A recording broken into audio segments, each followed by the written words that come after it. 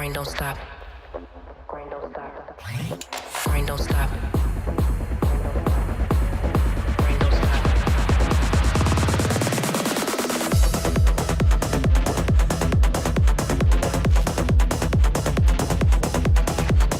Grind don't stop.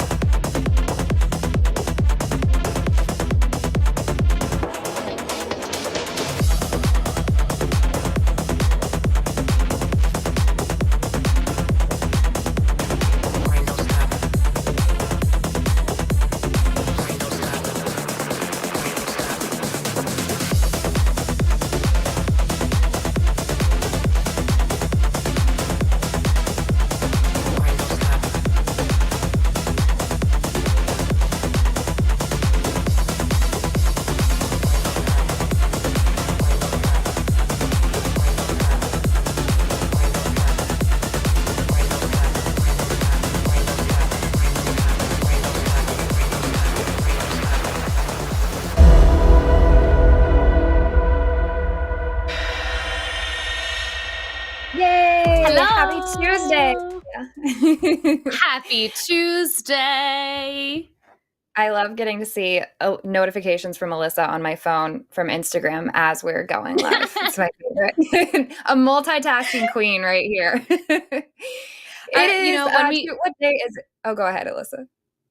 I was going to say, when we start, we usually have like a 2-minute long like lead up, and I'm always sort of like standing there and like dancing or like hoping that the dogs are not going to bother me. And then today I was like, oh, I have a notification. I'm going to see what's going on. It was me. Look at us. It was. It is April 23rd. It's a Tuesday, our favorite day of the week. And you guys should call in. It's 720-619-2288. We already have a few callers on the line. So we'll try to get through everyone tonight. So if you can go ahead and get your call in now, that will help us a lot. Enough time for everybody. Did I miss anything? I feel like yes. Oh, super chats. Yes. Super chats, $5 or more. What do we do with them?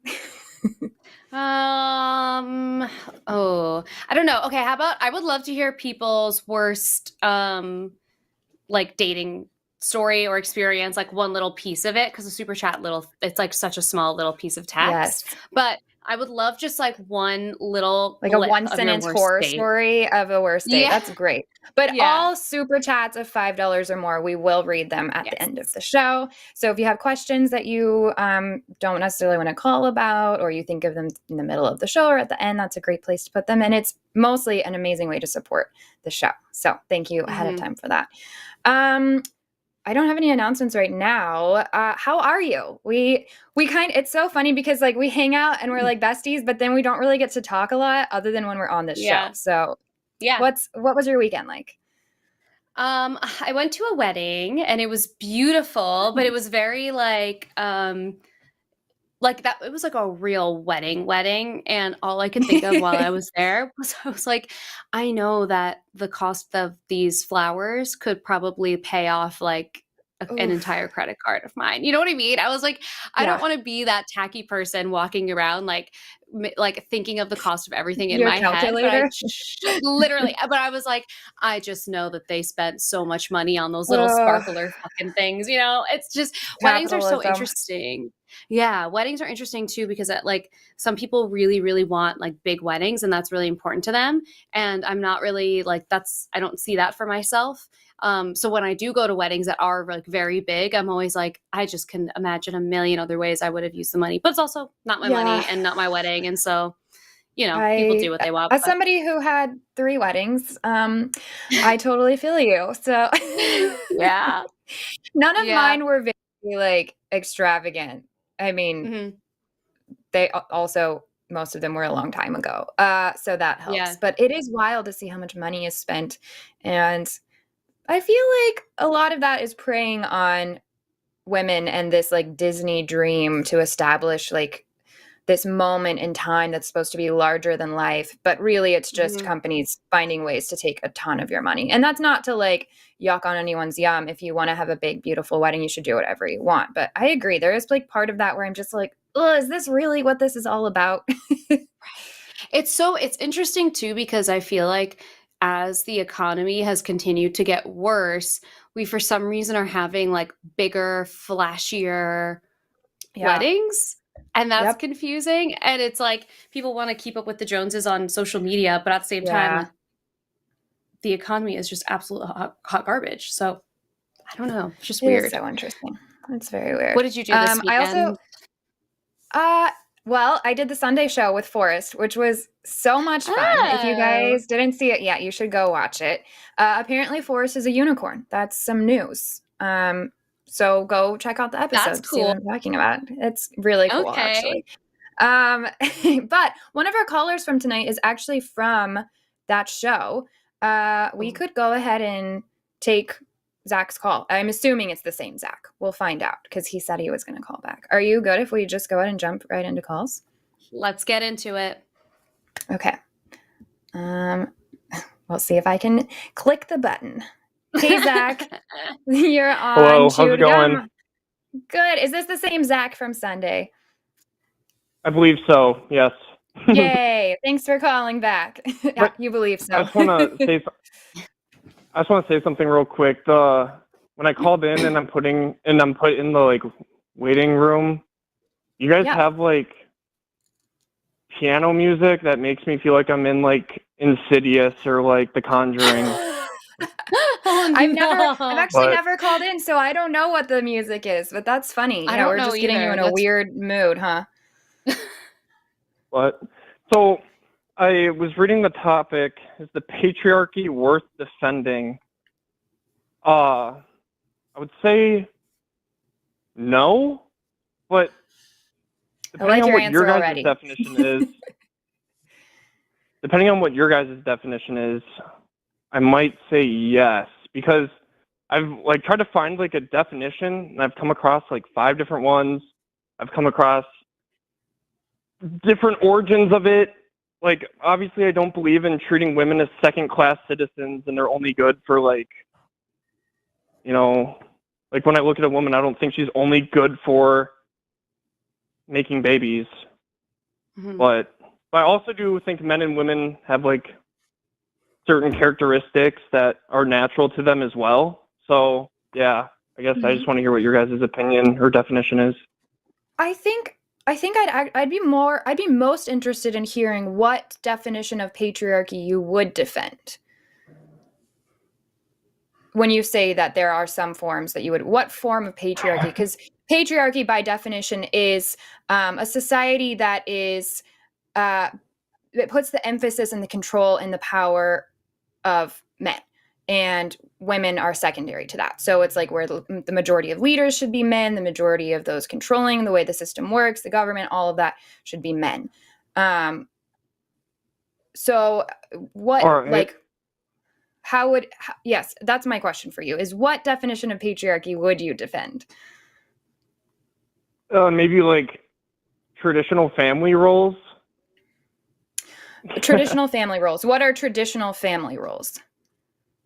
Well, like the husband providing, and then like, okay, wait, let me rephrase that. I would say I would defend the woman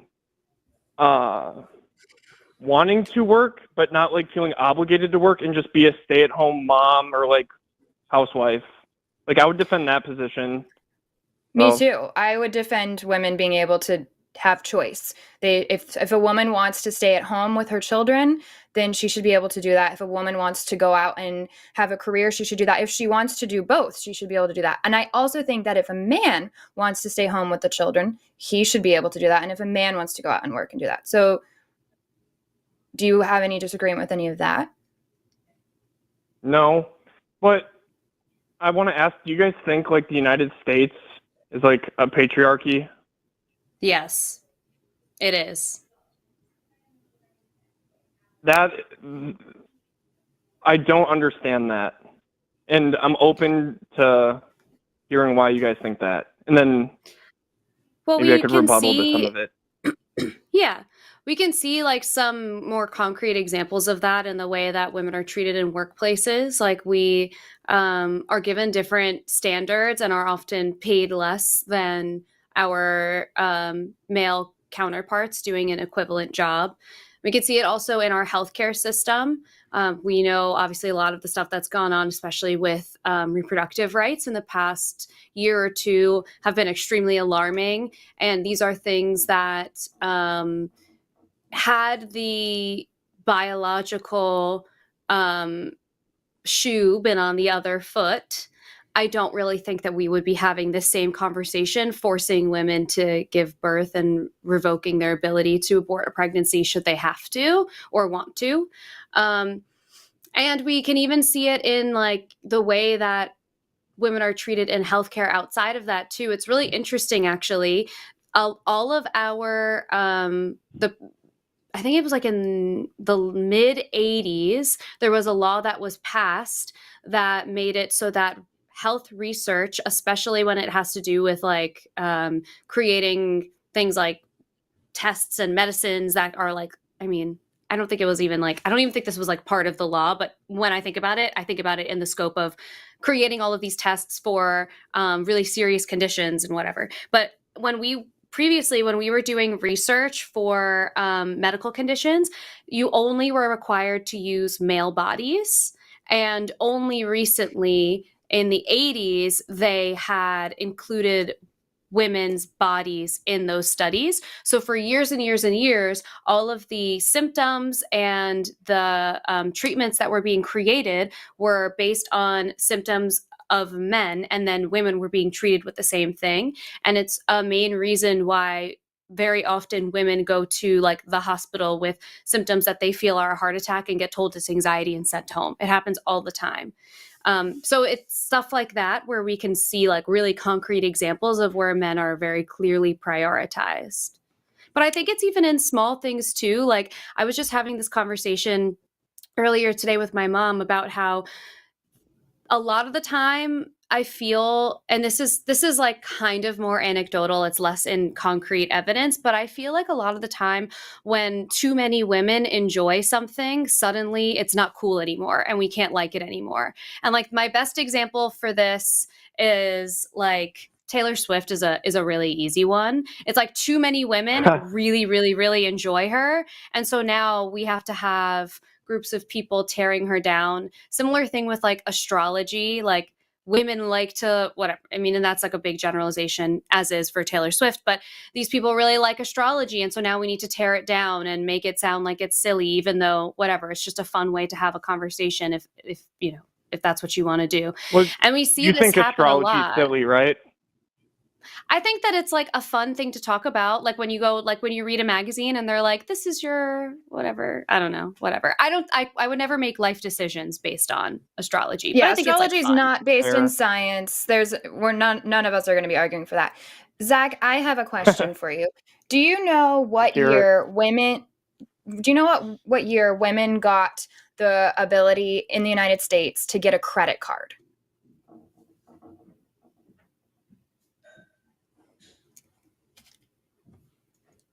I'm going to take a guess. I think I kind of know the decade. Because I think I want to sound like an idiot, but no, it's fine. Credit cards came out before the internet, right? It's long before. So when did women get the ability? 1980s? And why? No, so wait, 1970s. No. Credit lines have been available long before that. But here's the main thing about that question. Why is there a difference between when women were able to get credit cards and when men were? The year was 1974. But why is there a different year for when men had lines of credit and when women had lines of credit?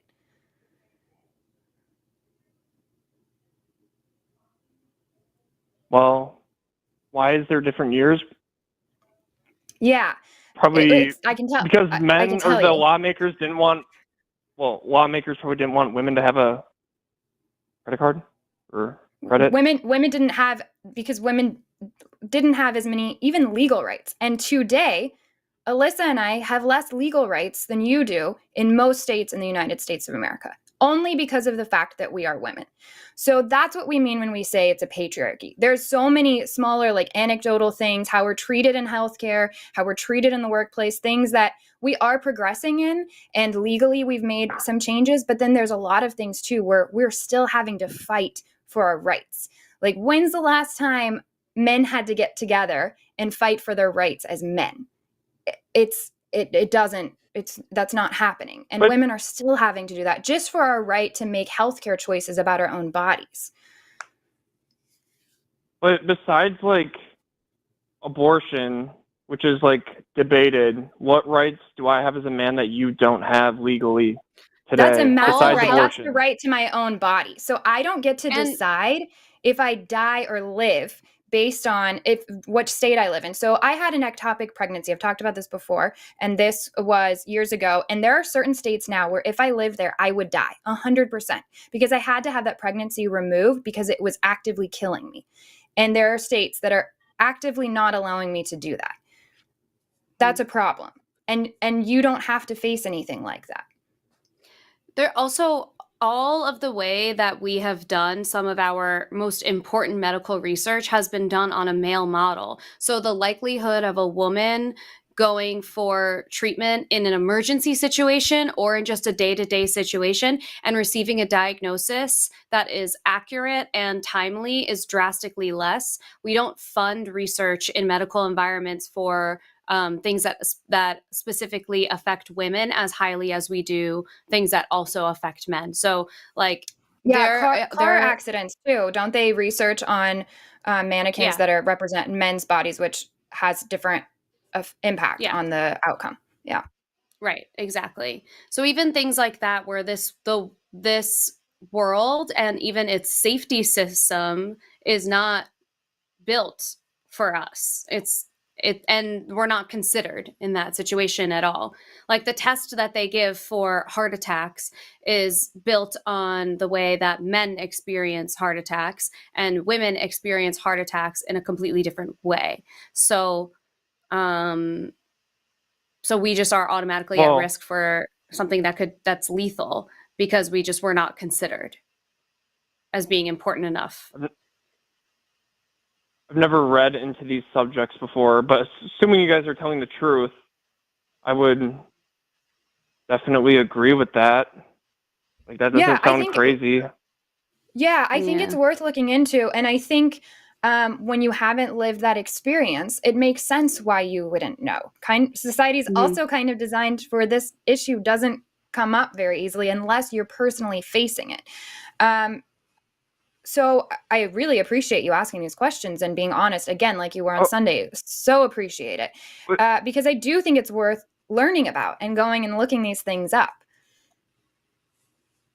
And then another question, what are the origins of patriarchy? Is it biological? Did it start when the agricultural revolution was going on or what? Because those were two things that I read.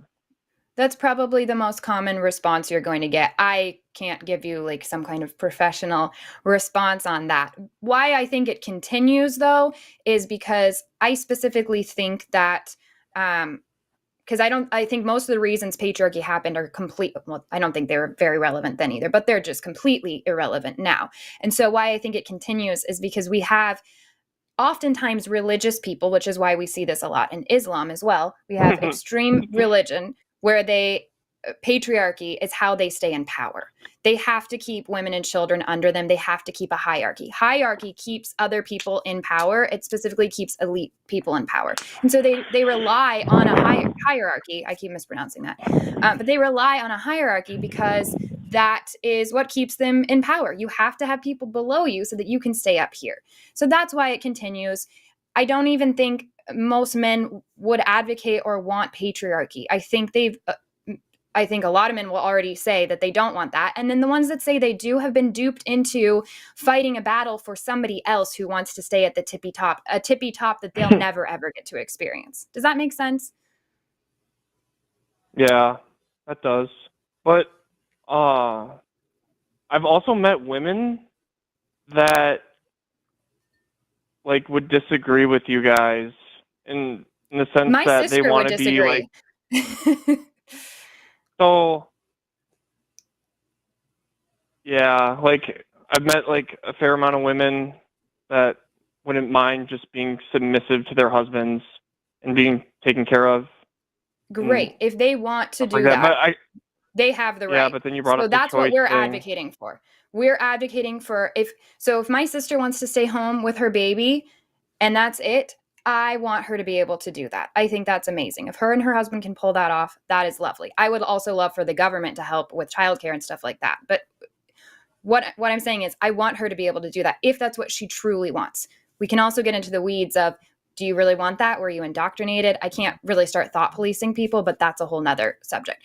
So I want people to be able to make an informed decision and do what they want to do. And I want women to feel like other women are supporting them in those decisions. I also want to be supported when I don't want to stay at home with a baby. When I want to go out and I want to go travel, or if I ever want to have a baby and do all the traveling and have a career. So it's not excluding. That's my issue with the view that women should stay home, is you are now excluding my rights to not do that. I'm not excluding somebody's rights to do that if that's what they want. All right, that makes sense. So, cool. I'm guessing you guys, so you think that America is like institutionally like a patriarchy I don't think I'm willing to maybe? I don't think I'm willing to say like that it's a blanket institution of patriarchy. I think that we've come a long way in lots of different institutions. I think it's more socially a patriarchy than probably any other way. That's where we're seeing a lot of these remnants as things. There are still some laws where it's clear that it's just been institutionalized. But in a lot of cases, it's more things like where people haven't been educated enough, where testing isn't updated, where we just haven't progressed past the really regressive laws that we used to have. Alyssa, what's your answer, though? Because if it's different, then I want to hear that, too. I don't know. I feel like so much of it feels overwhelmingly systematic to me, and like it's hard for me to feel like it's only socially or like it's primarily social, because I feel like we just see it so much in a lot of the way that our systems work. I mean, like I think of the other place, like we're at home, we're at work, or like, I mean, the other place we really see it, I guess, is in that healthcare environment. And I just feel like at home, that's your own dynamics between you and your household. At work, we see patriarchal values still highly in place, unless there's like a pretty strong effort to counteract that. And like you could see that there are some businesses that are like, you know, women owned and operated, and we primarily hire women or whatever it is. And people are really trying to like make a point to make those changes, but those environments are still seen as being like radical because they're doing that. And that alone to me feels like it's not widespread enough for me to feel like it's not systematic. All right. Still. But with women in the workplace, though, like I know this is kind of like an ignorant, I forgot who said it, but it's kind of like an ignorant response or argument or whatever. But like if women like were cheaper, why wouldn't companies just hire women? Well, they are. Instead of men. Not so. That is a poor argument, because someone being cheaper does not mean that that's going to make the company somehow save money or make more money. Oftentimes, if that means that, like, that doesn't work when you apply it to any individual. Companies don't just hire the cheapest person they can find. Hopefully, good companies are hiring the right fit for the job. Yeah. But there are also people that I know who name their daughters gender neutral names so that they on purpose, so that they are more likely to get job interviews. I had a whole discussion about that over the weekend, that's something that people commonly do. I didn't even know that people did that, but apparently they do. But we see that even in like minority environments too, people using names that sound like white male names so that they're called for interviews and given opportunities that those people would. And people do that with daughters as well. And I feel like I hear every now and then people say that the wage gap doesn't exist. And I I always am so interested in that because it's like really well documented. So we know that like even for those people who say that, it's kind of strange because it is really well documented that there is a pretty significant wage gap. And it gets worse if you are a woman of color on top of that. Yeah, I'm just wondering if those studies take into account negotiation when being hired for what you get per salary positions and stuff. Yeah, and that's a whole nother issue too, because oftentimes women don't feel it. So if you go look at a lot of these studies, women will say that is an issue. They don't feel comfortable having to negotiate the way that a man would, because they're automatically perceived as a bitch or as too pushy or as over assertive.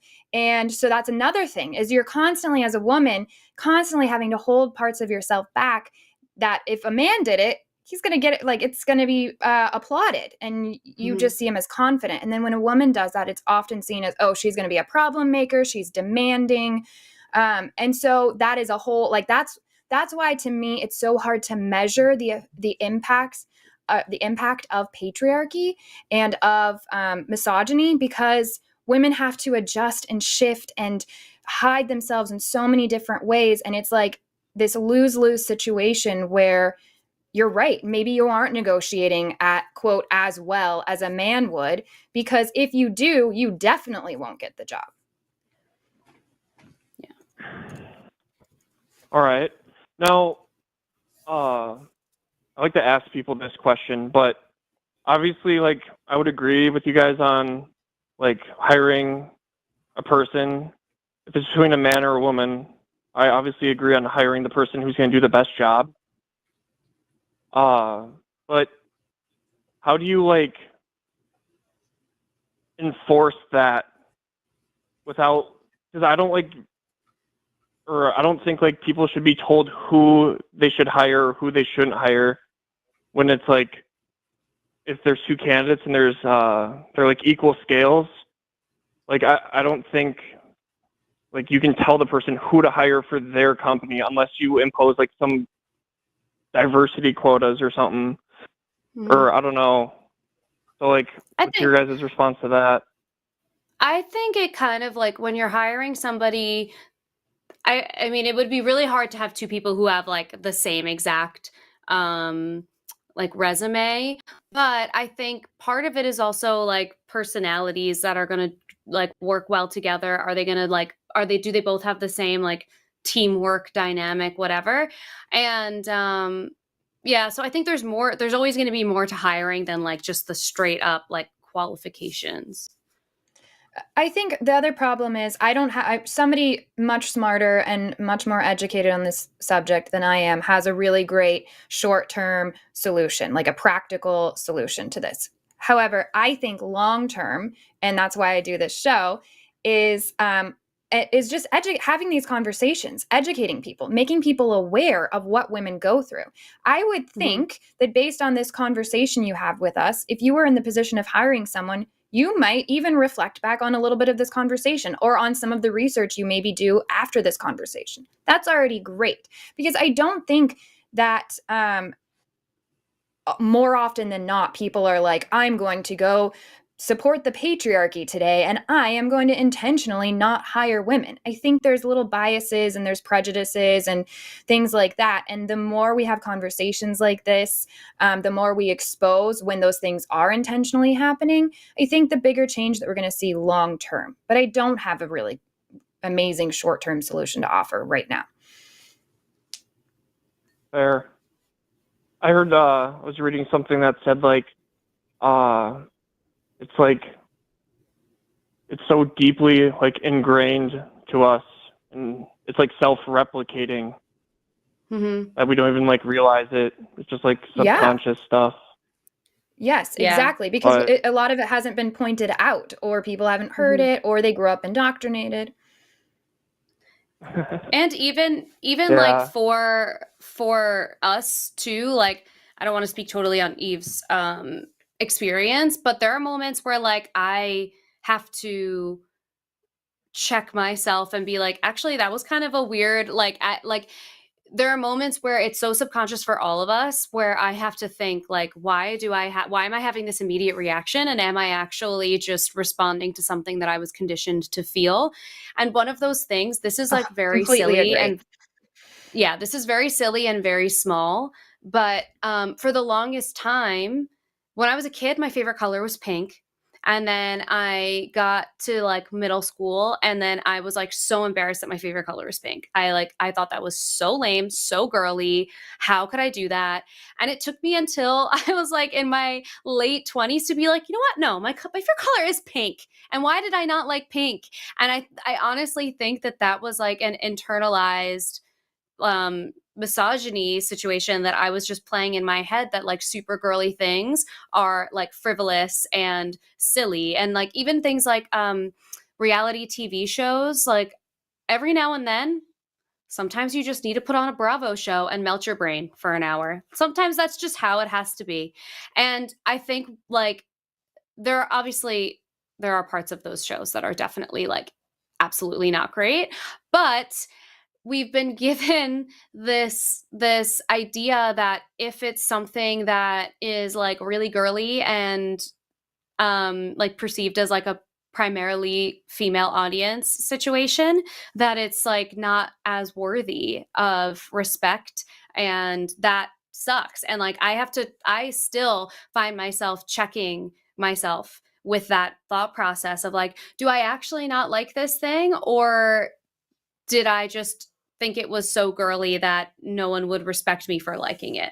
And like those kinds of conversations. And I think that's like a really interesting way to think of how subconscious it actually becomes, even for people who have these types of conversations regularly and like want to really be ahead of all of it. And, you know, yeah, I was going to say something else, but it was on a different tangent, so I'll stay on topic. No, that's really good. Another, just to add on, then, sorry, Zach, I know we keep giving you a lot of info at once, but one more thing to add on to that. On another side of it, what I find myself in those situations too, completely, Alyssa's right on. I also find myself apologizing for showing up somewhere without makeup on. Literally, I just don't have makeup on, and I go, oh, so sorry for how I look today. What? No, we don't have men going around apologizing in meetings because they weren't able to put their makeup on that day. And that's just how their face looks. But I get asked, like, are you sick? Are you not feeling well? If people are used to seeing me with makeup and now they're seeing me without it. So there's little things like that even come into the workplace. So that's back to like the interview process and all of that. If a woman is perceived as having too much makeup on, that's going to have somebody think a certain way. If she's perceived as not knowing how to do her makeup or not having enough, she's tired and now she's not working enough. You know, there's all kinds of little nuances that it's just so hard to measure, and yet we experience them. Yeah. Well, like, for all those things you mentioned about women, don't you think there's things that men go through too as well? Totally. And men are really heavily affected by the patriarchy. That women criticize. Yeah, I mean, for sure. And I think like there's so much about the patriarchy that also affects the way that men live their lives too. Like one of the conversations that I think I have a lot with my brother is just like how little feelings are valued in really patriarchal environments, and how important they really are, and how long it takes to like really get down to the bottom of that. And like that is that is the effect of a patriarchal society where like feelings are not as prioritized as productivity and whatever other like cold, hard, I don't even know what word I'm trying to say. But anyway, my point is that the patriarchy affects everyone. I feel like my brain hasn't started up yet. I feel like Zach, is there not biological? Oh, sorry. Back to what you were saying, Zach, what is like one of the things that comes to your mind that like men have to deal with? I'm just curious, like what's one of those, like we just shared some of our experiences. What would be one that you would think of off the top of your head? Well, the feelings that would be exclusive to men. Yeah. So like, you see how that's the patriarchy again.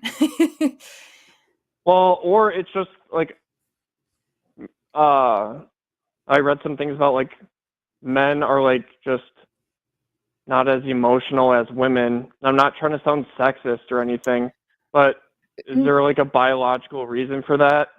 Well, it's just not true. Men are, it's just different emotions that they may experience more or less of. And we call women emotional for those. So like men, I have not seen anything more emotional than a man losing a sports game that he was deeply invested in, or in a fight because he's jealous over a partner or something. And to the point that they'll get violent. That's significantly more rare with the emotions that women experience the most frequently. So you'll see men, they're losing a football game and they throw something at their TV and they break their own TV. That's very emotional to me. The problem is, I don't think that men are allowed to express a lot of the emotions that they do feel. And so they don't learn how to feel, how to experience them or express them in a healthy, appropriate way. So they come out in these very weird ways that are kind of unhinged. All right. Okay, now I have like two questions, and this one of them like might be both of them might be controversial, but I know I'm going to get like hated in the comments for this. But for time's sake, let's go with one of them. Okay. So about abortion and the woman having a right to choose whether or not to keep or have a baby. Can men, or if women can opt out of motherhood, can men opt out of fatherhood? They do it all the time. They already do. They do it all the time, and they totally can. They sign their rights over. By paying like child support for 18 years? You can sign your rights over, and then you don't pay child support. Oh, I didn't know that. That's interesting. Yeah. I'm sure it's different in different states, but I know people. But you guys who wouldn't have a problem with it, right? I would have to hear the exact situation. I would have to hear the exact situation, but yeah, I have a problem when somebody is actively chosen to have a family with somebody and then leaves after 15 years and then is like, bye. That's different than someone who did not choose to become a father in that instance. I think also it's important to remember that when someone is choosing to terminate a pregnancy, that is like you're removing the this 18 plus year situation that's going to cost you tens, if not hundreds of thousands of, hundreds of thousands of dollars over their lifetime for sure. That situation is being removed, and once that's done, there's no like remaining burden. There's an emotional burden, I'm sure, but there's no remaining like physical burden anymore. So it's hard to compare the two, because when a man leaves a woman with a child to be a single parent, you're leaving them with the labor and the cost of raising a human being, which is very different than not having the human being at all. And then you guys can kind of say, you're deciding what you want to do about that situation. Maybe you go different ways after that. Maybe your values are not aligned, whatever it may be. But if you have the child, then you're leaving this person with a pretty hefty responsibility. So they're different because the responsibilities are different at the end of the decision being made. Yeah, but I don't like the or like if I have this baby, I'm gonna be. I don't know. I'm not gonna say it might make everybody mad, but like I heard an argument where someone said Zach, real quick. Sorry, I was muted. I didn't realize it. Abortion and parental rights are very different topics, as Alyssa was just saying. So that's the main problem. So let's maybe stick to. We can only stick to this call for like 2 more minutes because we actually have full lines. But so let's like stick to the one topic. Yeah, I think it was Alyssa that said something about like a financial burden if I have this kid and like raising the child. Like, so I just don't understand like why like dollar signs like like we're having abortions because we can't afford the baby in the future. Like, I don't really understand that. Well, here's the bottom line about abortion. So it doesn't matter why someone gets an abortion. I don't care.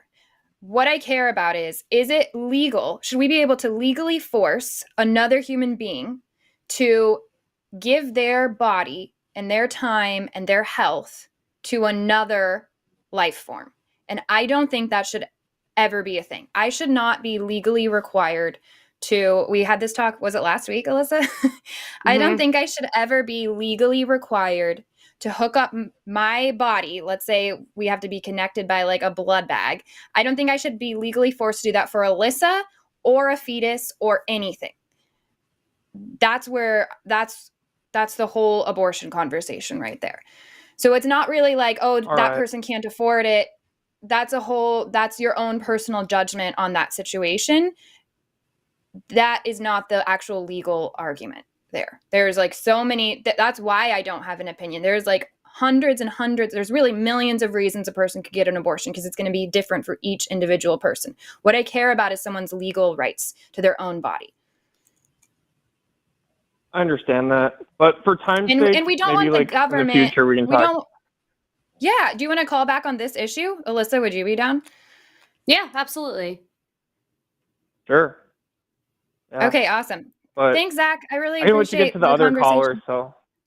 Awesome. Yeah, for sure. Thanks for having me on. Thank you, Zach. Of course. We'll talk to you again soon. Bye. Bye. I know. So I want to give a little bit of context to some, because I see some people in the chat that are like, I think we're having mixed feelings about Zach, but I want to give you my context, which is that we had a really good conversation on Sunday. And I think this is fine to say because Zach said it on Sunday. Zach's 25.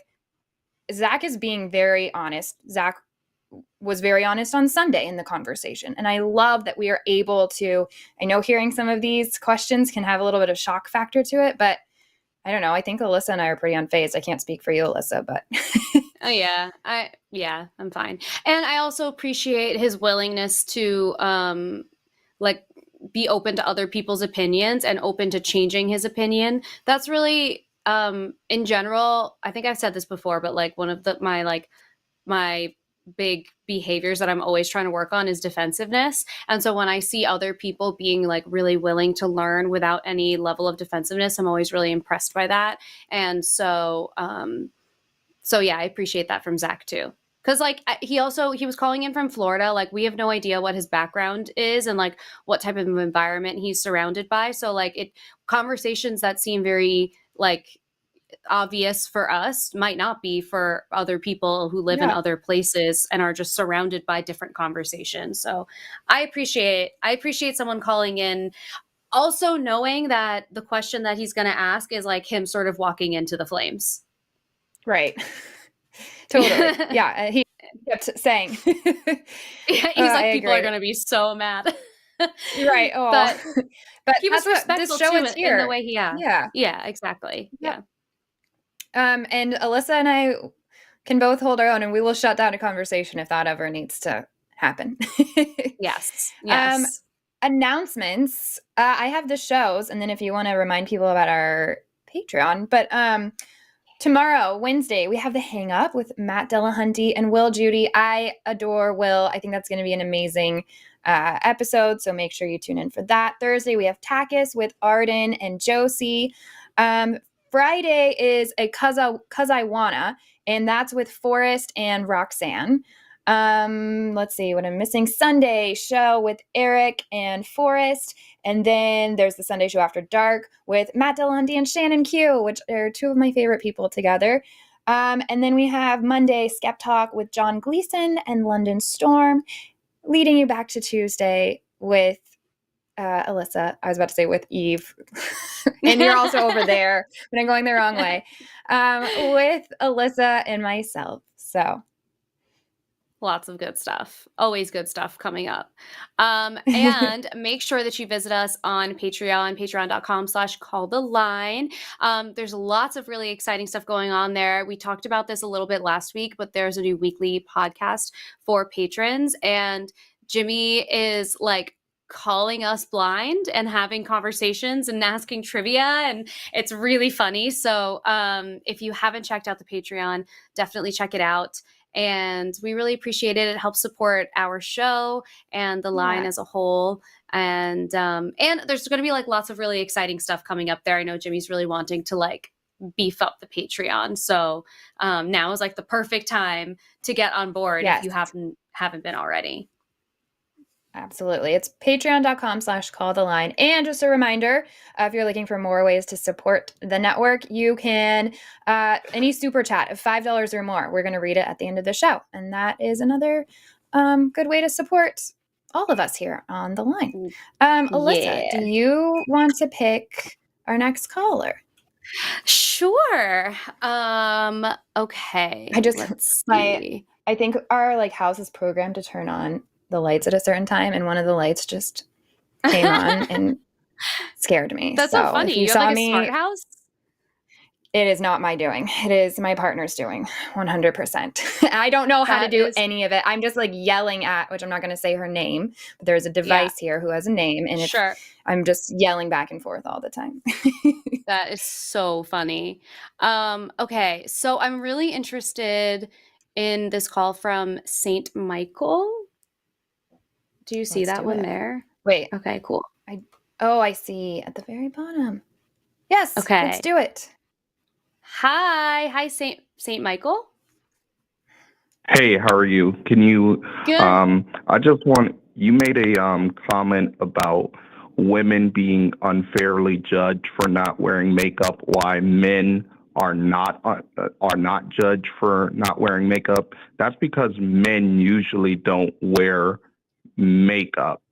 I mean, this seems like a false comparison. Like it's incredibly like strange for you to make this comparison. And this is kind of like why I don't really care about like feminism like that, because they make comparisons that are like out of this world, that are not realistic. Like I get that there's discrimination against women and all that, but if you're going to point out something silly like, hey, when I don't wear makeup, people judge me, but when men don't, they don't get judged. That's like me saying, well, when my beard is scruffy, people judge me, but when women beards are scruffy, then nobody seems to care. So that's already wrong. But so do you think it's ever okay to discriminate against somebody for the way that they look? If somebody has a swastika on their face, yes. So that's fair. If you have, sure. So excluding a massive indicator announcing someone's bigotry or danger to society, is it ever okay to discriminate someone based on the way they look, if the way they look is neutral to someone else's health and well-being? I mean, it depends. That's a yes or on no context. Question. If I would say in yes, that context, I just gave you the context. Okay, can I give you an example? Mm-hmm. Okay, cool. Let's say that I'm having a job interview for an office job, and you come in dressed up like a clown, and I'm like, okay, so what's up? Why do you have this big red nose? Why do you have this ginger hair? Why do you have this pale white face? And he's just like, I just woke up today feeling like a clown. I would think. So you started this call off saying that you don't like feminism because of the ridiculous comparisons that are made, but you just leaped to an actual ridiculous comparison. So let's actually stick with what Alyssa and I were describing, which is the example of me saying, I go to a meeting, I don't have makeup on that day, and I say, sorry that I look like this. Is it fair for me to be discriminated against in that situation where my makeup has zero to do with my ability to perform my job? I mean, you're the one who brought it up, so I didn't bring up a clown showing up to an interview. So now we're talking about actual situation where I show up and I don't have makeup on that day. I'm talking about is that fair for somebody? Is that fair for somebody to judge me for that? Which is the situation that we brought up. I mean, I mean, I would say probably not, but if it's Right. common It's for not like fair. And that's people why I in, brought it up, because that's not fair. We're not talking Okay, about but do you think- ridiculous. We're not talking about ridiculous situations, which is what you claim to have a problem with, and yet that's the issue you presented us, which is the only situation in which that would be ridiculous. You're right. That would be silly. but my point is there's no male equivalent to men not wearing makeup. Like, Correct. that's my point. Exactly, which is our which point. is the point.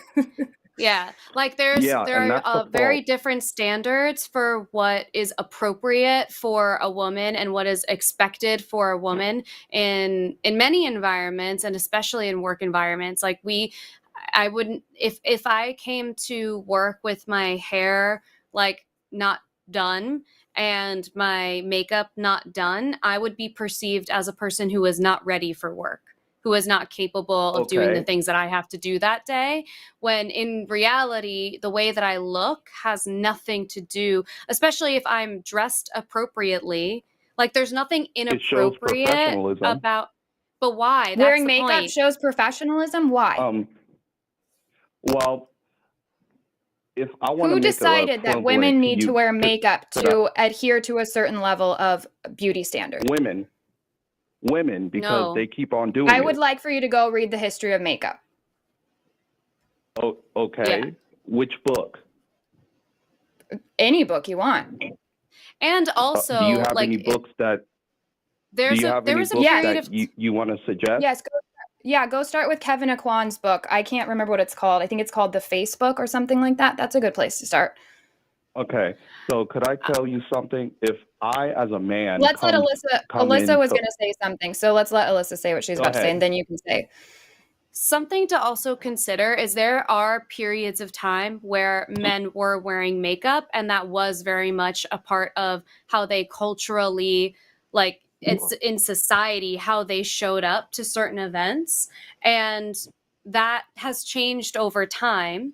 And so it's not also completely fair to say that men don't wear makeup. There are also plenty of men who do wear makeup now, who are like Kevin Aquan is a literal makeup artist, and he's a man, and he's extremely successful. Patrick Ta is another makeup artist who's a man and extremely successful. What's his job? He's a makeup artist, but I know Okay. I know that plenty it of makes men sense that if he wears. I know It plenty makes of men sense that if wear makeup, he wears and that's not their makeup to the profession. job. yeah, Okay, but there could are I give plenty you- of men who. Sorry, continue. Don't apologize. I'm sorry. You can continue. I didn't mean to cut you off. No, it's okay. There's a little bit of a delay too, so I sometimes can't predict We when have to I'm be gonna like when I'm gonna be cutting. walkie-talkies. Yeah. I was gonna just repeat what Eve said anyway. So go ahead, say Michael. Okay, so there is time when it's okay for men to wear makeup. Like if you're a makeup artist, I get that, but there's no like Who gets to decide? frequent like Who gets to decide when it's okay for somebody to wear makeup or not? I would say like the context, society, like it's women who perpetuates these standards of I have to wear makeup, I have to do this and that. That's because women compared to men are fake. They wear fake hair, fake nails, fake eyelashes, fake. So because other women decided to wear makeup every single day, I now have to adhere to that, or else I'm going to be judged by men, and you have every right to do it because another woman has decided to wear makeup. How does that make any sense when instead we could just say, you know what? It's kind of fucked up that we judge people based on whether they're wearing makeup or not.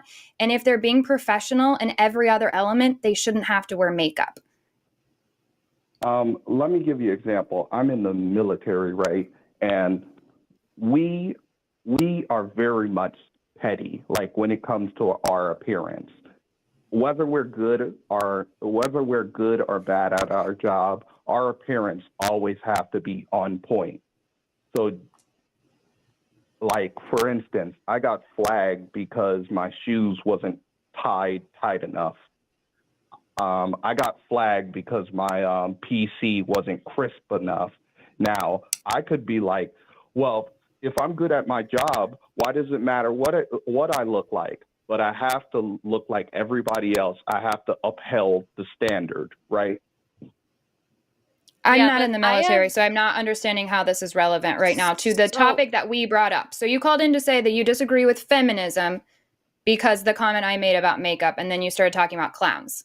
I want to hear what Alyssa's going to say. I was talking about... Yeah, go ahead. Yeah, you can respond. Okay, so my point is that if it was women who made these standards, men did not come up together and be like, okay, so we're going to tell women they have to wear the newest eyeliner, they have to wear the newest makeup, they have to wear the newest weave. It's mostly an informal thing. So Actually, what happened is for women to survive in history, we've had to sell our bodies over and over and over again. And women found that men were likely to pay more money when their lips were rouged and their cheeks were rouged in order to resemble an orgasm. And when their eyes were done up, there's different reasons. If you go look up different types of makeup throughout history, most of it comes back to women trying to survive and having to appeal to men's visual stimulation in order to survive. So that's actually the origins of makeup. Now, what's really cool is women have started seeing it as a way to express themselves. And I think that's awesome. Well, you don't think it's awesome because you're complaining about living up to the standard. You hate the standard. You hate what women have built for themselves. It's not a standard to express yourself. With insecurity. You can express yourself however you'd like. The point is the lack of choice that we feel in it. If we decide we do not want to do our hair and do not want to do our makeup, we will be penalized in many environments for that. We're going to be penalized and you're going to look unprofessional.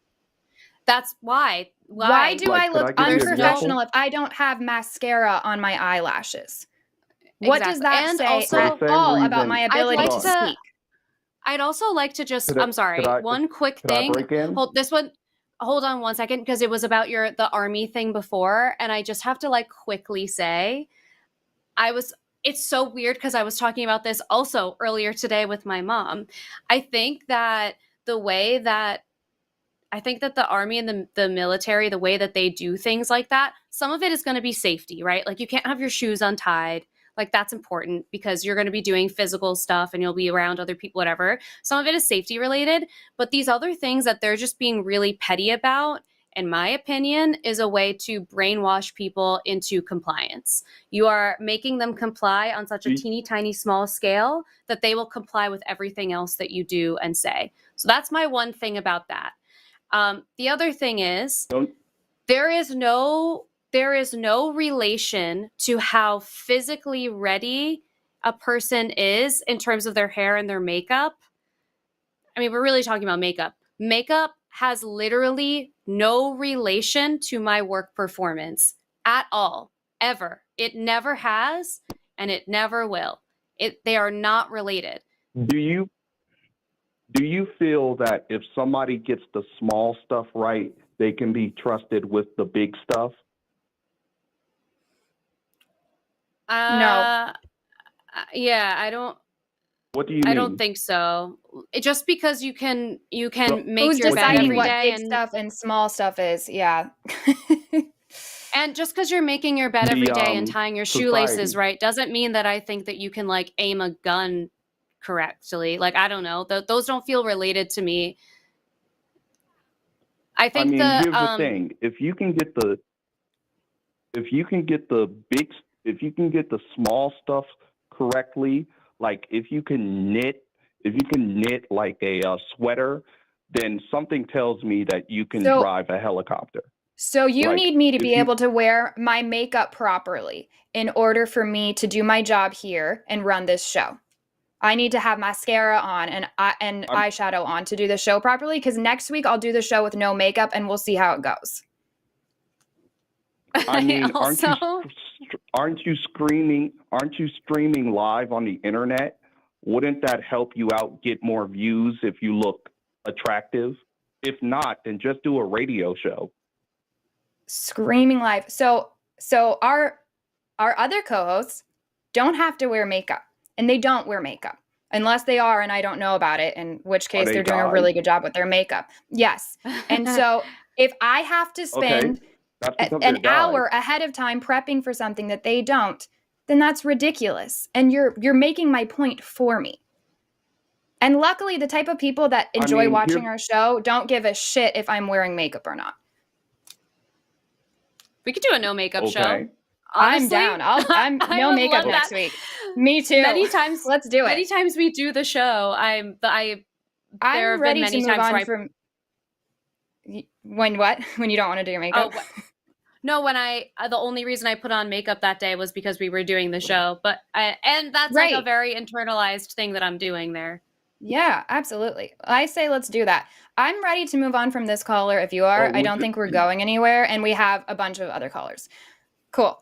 St. Michael, thanks for the inspiration for next week. We will see you. We'll be back here. No Makeup Tuesday. I love it. All right.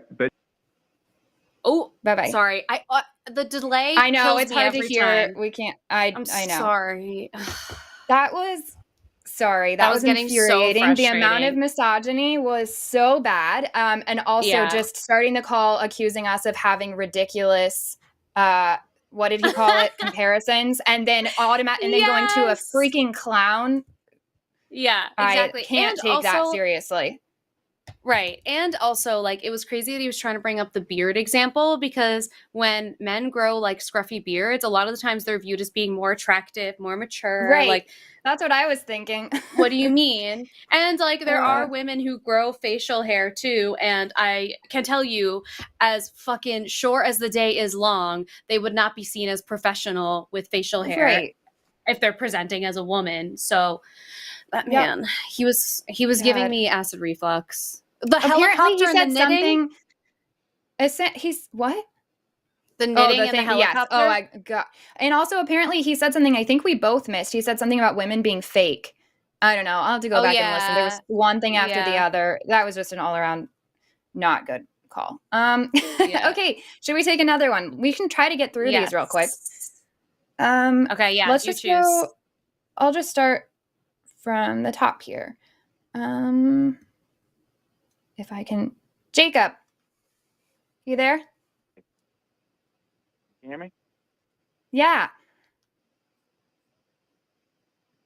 Uh-oh, maybe not. Jacob? Oh, there you are. Hi, Jacob. How are you? Yeah. What's your question for us tonight? So I had a question. How would you guys recommend approaching someone who you believe is expressing a sort of internalized misogyny? Is this a woman that you think has internalized misogyny, or a man? It's a man. Okay. I'll let Alyssa go first. I just wanted to clarify before. I think I would ask them questions when they do say things that you're flagging as like, wow, that was like really misogynistic, and I don't even think that you realize it. Like, if someone, if let's say it's like about not wanting to wear the color pink. Really, why don't you want to wear that? I think that would look really nice on you. I don't know. That's just girly. I don't think I would look good in it. It's girly. Well, why is it weird that it's girly? And then, like, the more that you push them and ask them the why, I think kind of helping them get there on their own might be helpful. And I think, like, even that's a mental conversation that I try to have myself when I have very immediate reactions to things where I'm like, I don't really know why I did that. That asking yourself why, I think it might be helpful. I don't know if it's tough, because when it's friends, like, I don't know how helpful it is to like go into full dissertations or debate with them. It depends on the type of friend that they are. And so it might just be helpful to have like gentle suggestions of like, oh, it's weird that you think that way. Why do you think that is? And just see if he can get there on his own.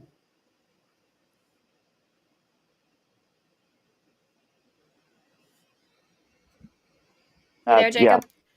Yeah. I'm there. I assumed Eve was going to go. Sorry. Oh, no, it's okay. I was going to give you time to say if you wanted to say anything. I fully agree with Alyssa. I think putting a mirror back, I'm around people with internalized misogyny all the time.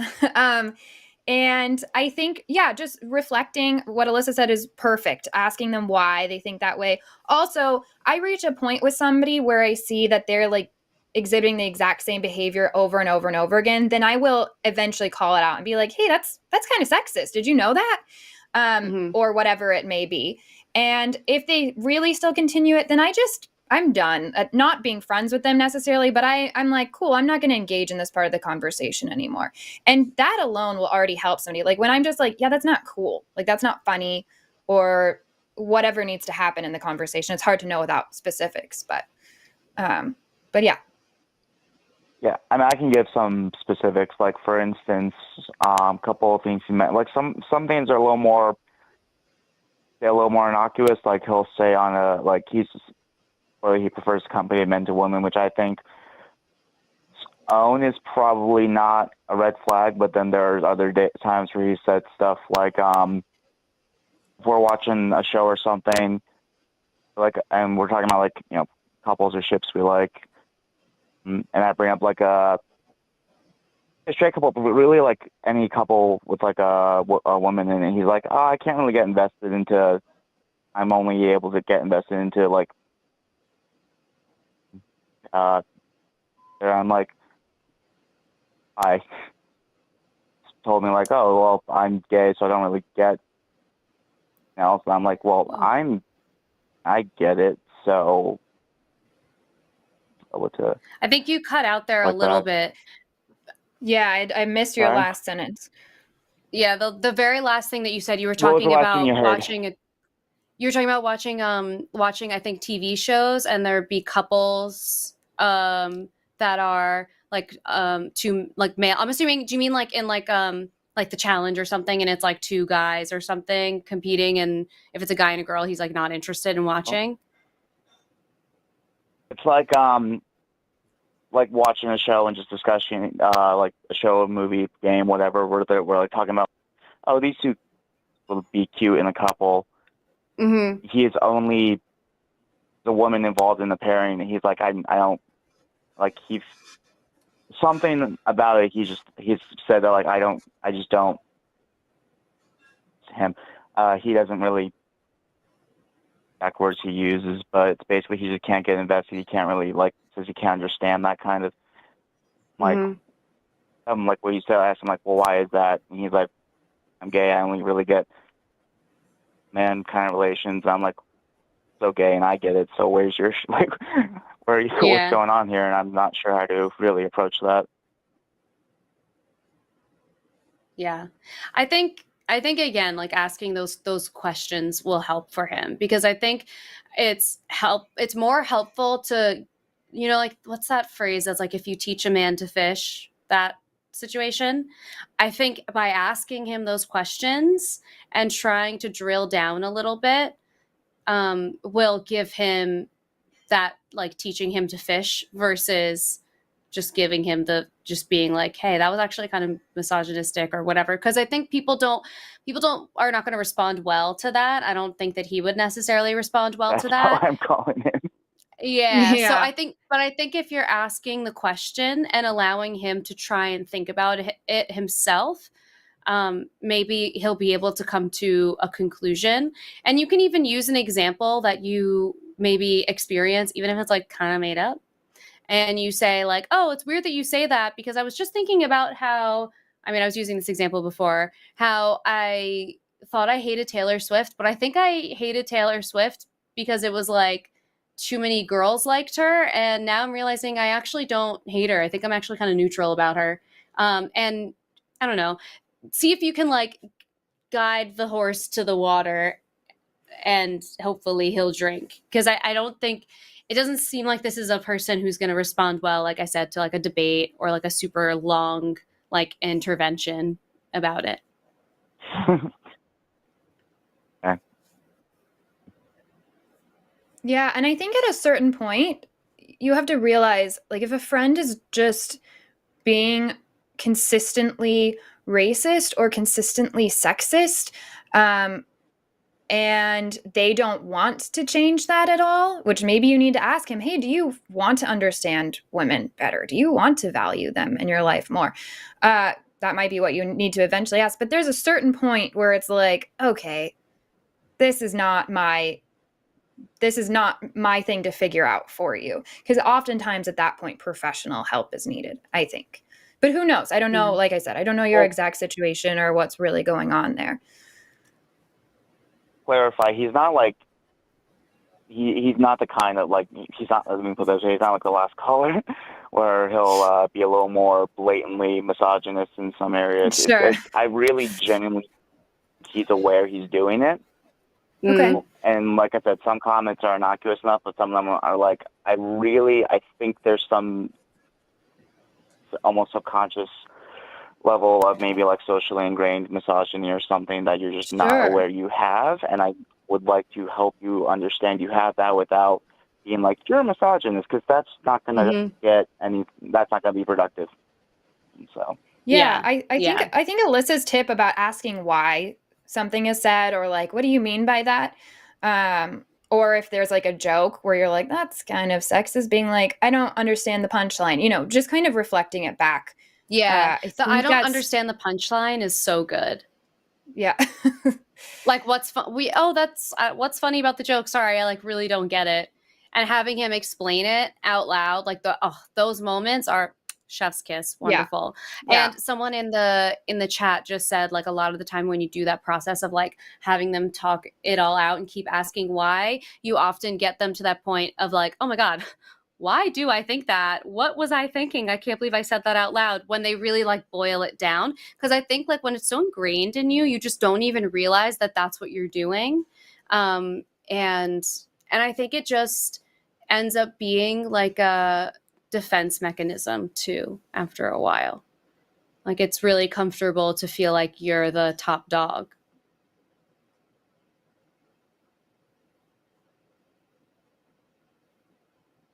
Yeah, that's some real good advice.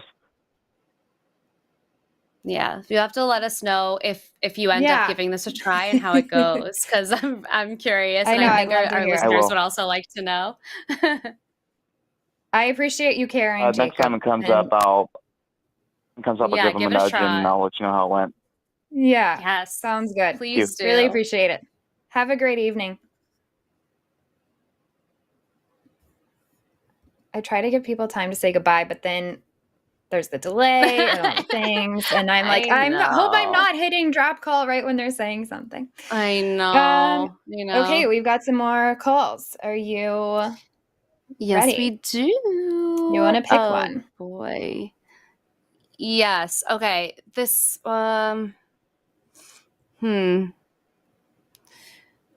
Okay. I really want to talk to Ben, because this is a really interesting conversation. Hi, Ben.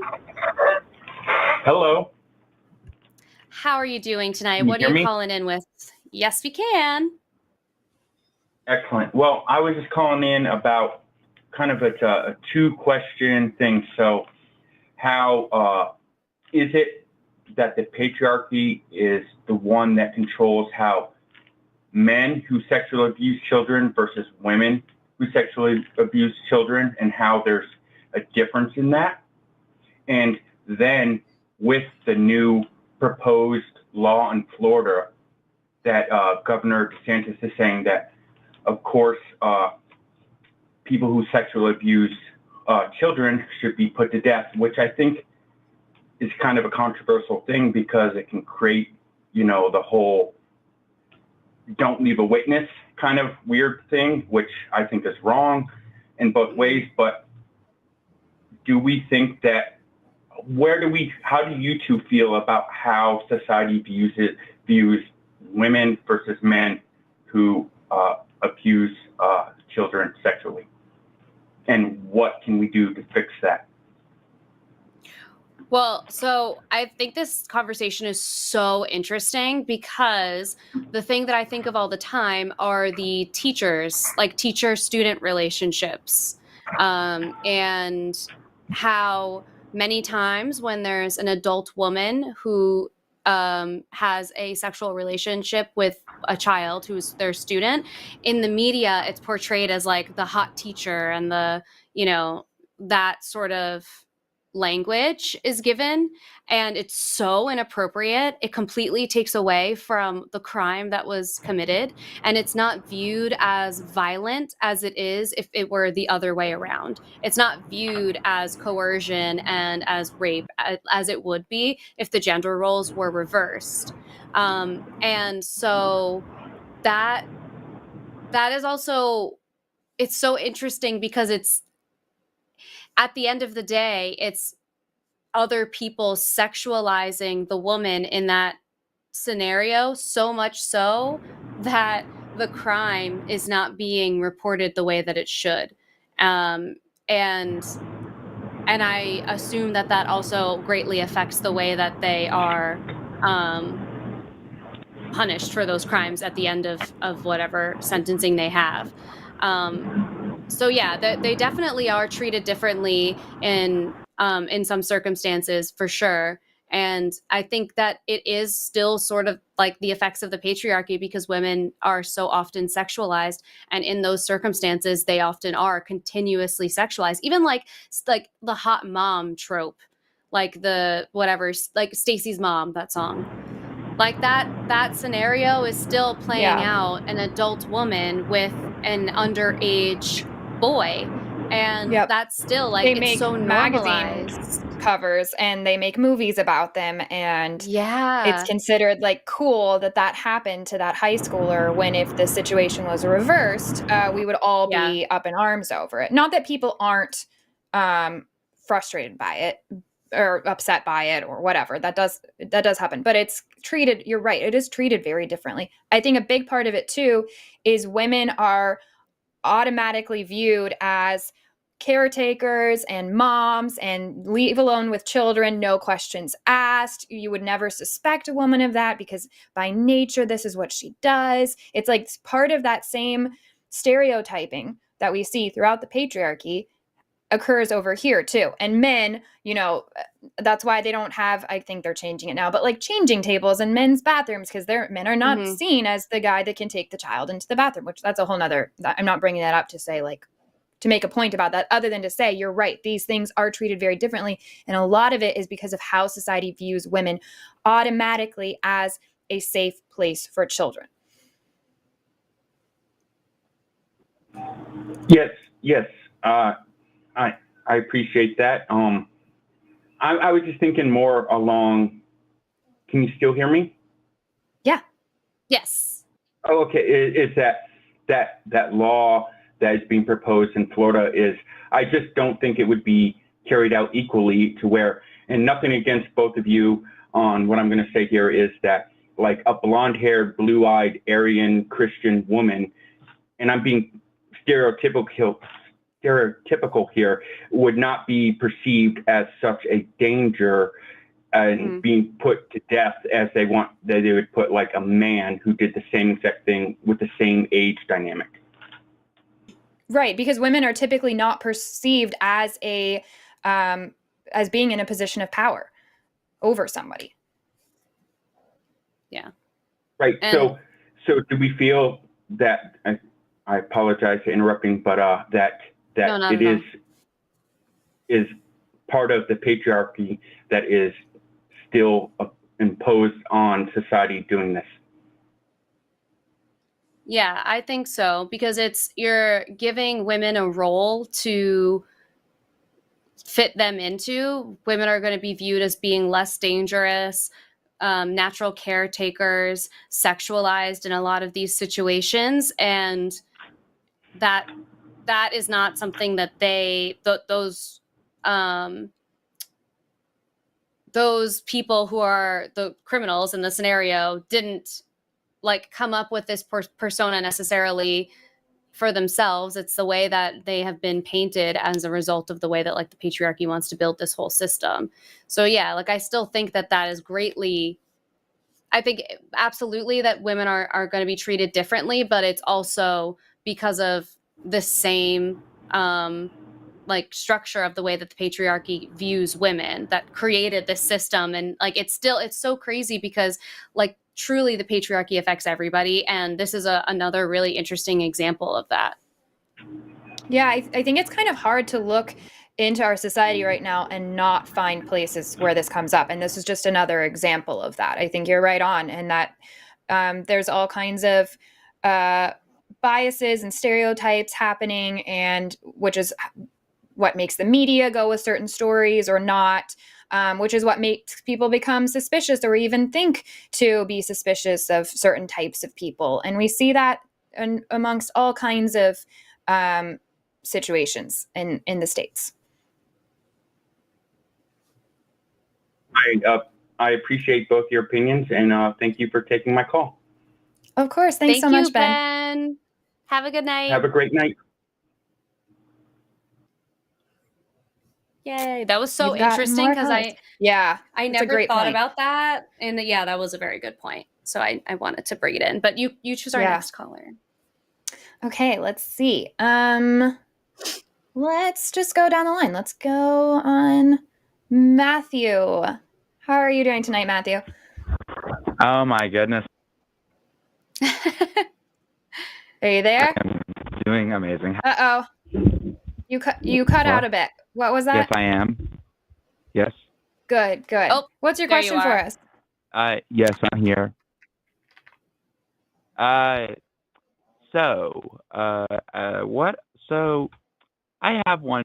I did this with people in my women in life that I knew. Well, just like teachers and girls at my school who I knew. This was last year. I asked them, what are some things I should avoid? And one girl told me, she's like, it's great that you're asking this because not a lot of male writers do this. And will you give us? So we have the show notes, but will you, for the audience, will you tell us your exact question that you called in with? Okay, my question is, what should I avoid in writing female characters? Because look, I'm gonna be honest with you, I have got an idea of what I should. I just want to get perspective on this, just to make sure that there are tropes or negative or things that I might think on the outside could be potentially perceived as, or maybe just things that I haven't even thought about in general that I should avoid entirely, if that makes sense. Like, what are things that you guys, or if I'm currently not looking at the I'm currently not looking at the YouTube video at the moment because, the delay between the YouTube stream and the call-in studio, but so in terms of writing, what are some things you think, some mistakes that are often made or negative things that are portrayed with women that I might want to avoid? That's a cool question. I love that you're asking women friends of yours. I think that's already really cool.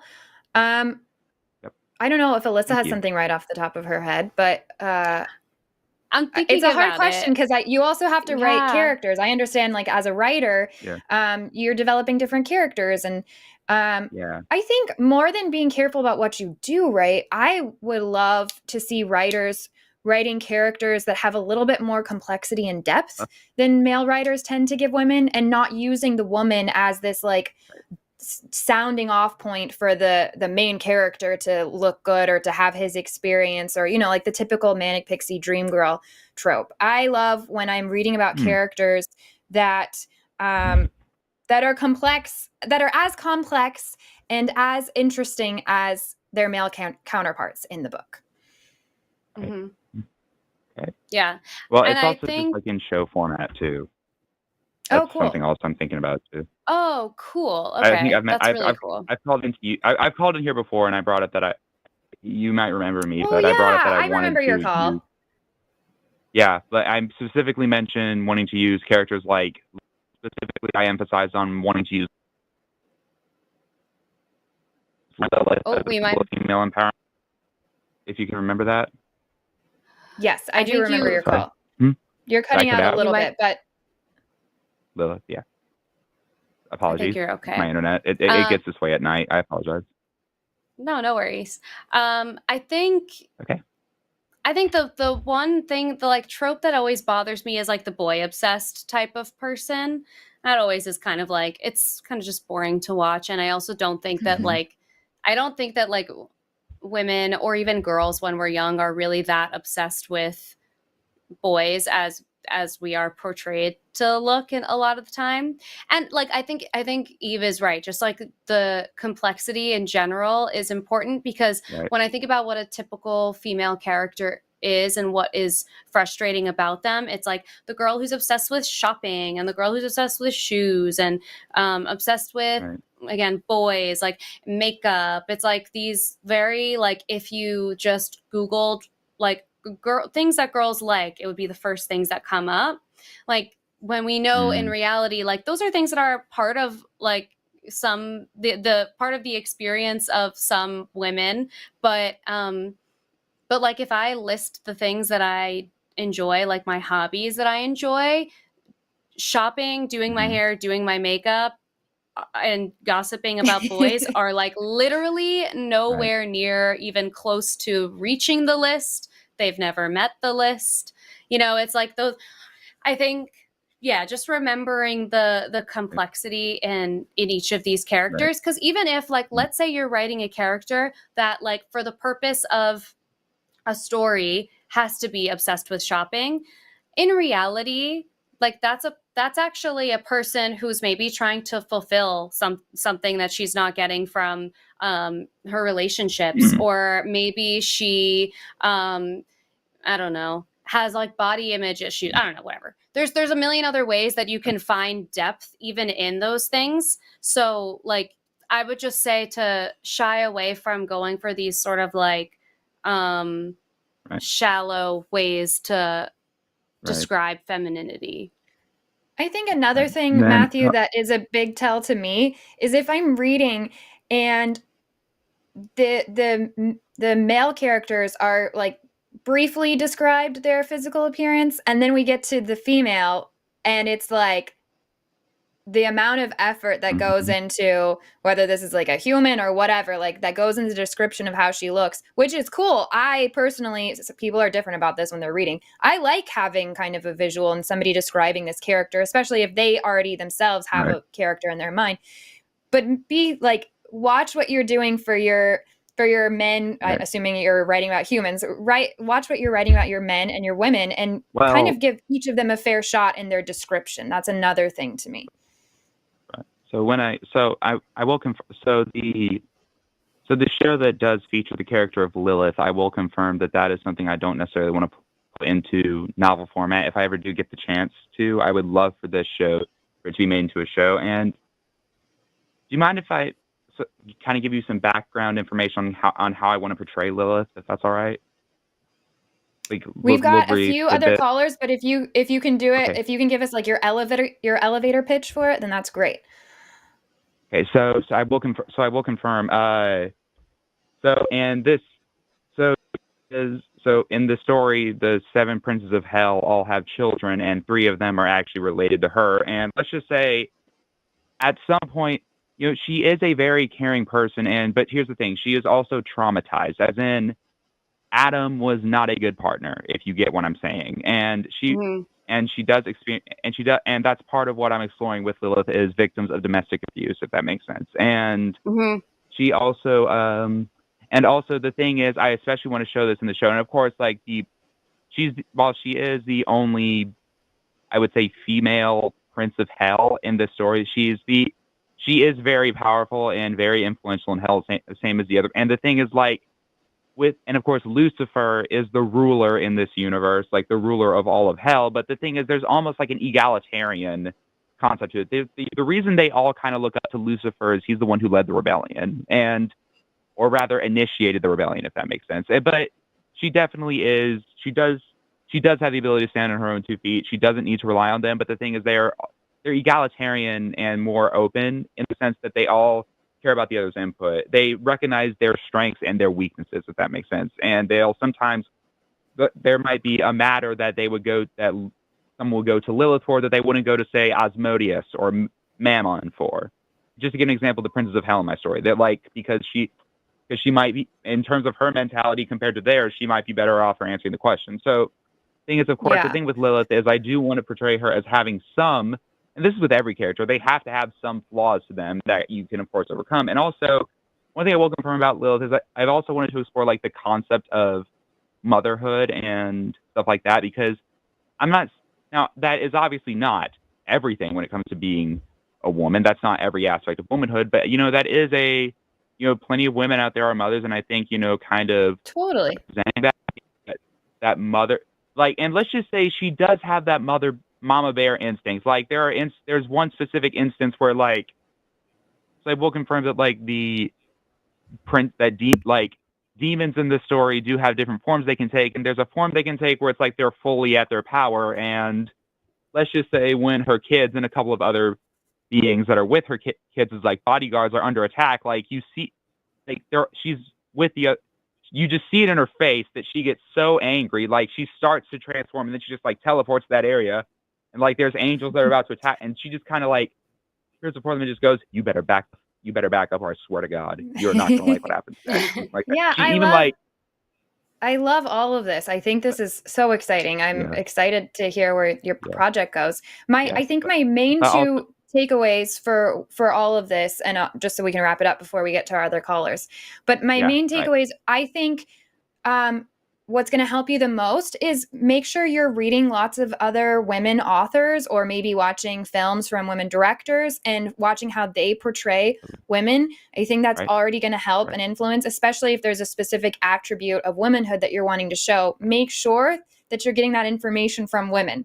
And then the other thing is, I think not over glorifying trauma. The mark of a really amazing writer is if you can let me know how about somebody's past traumas without traumatizing me, without having trauma porn in this book.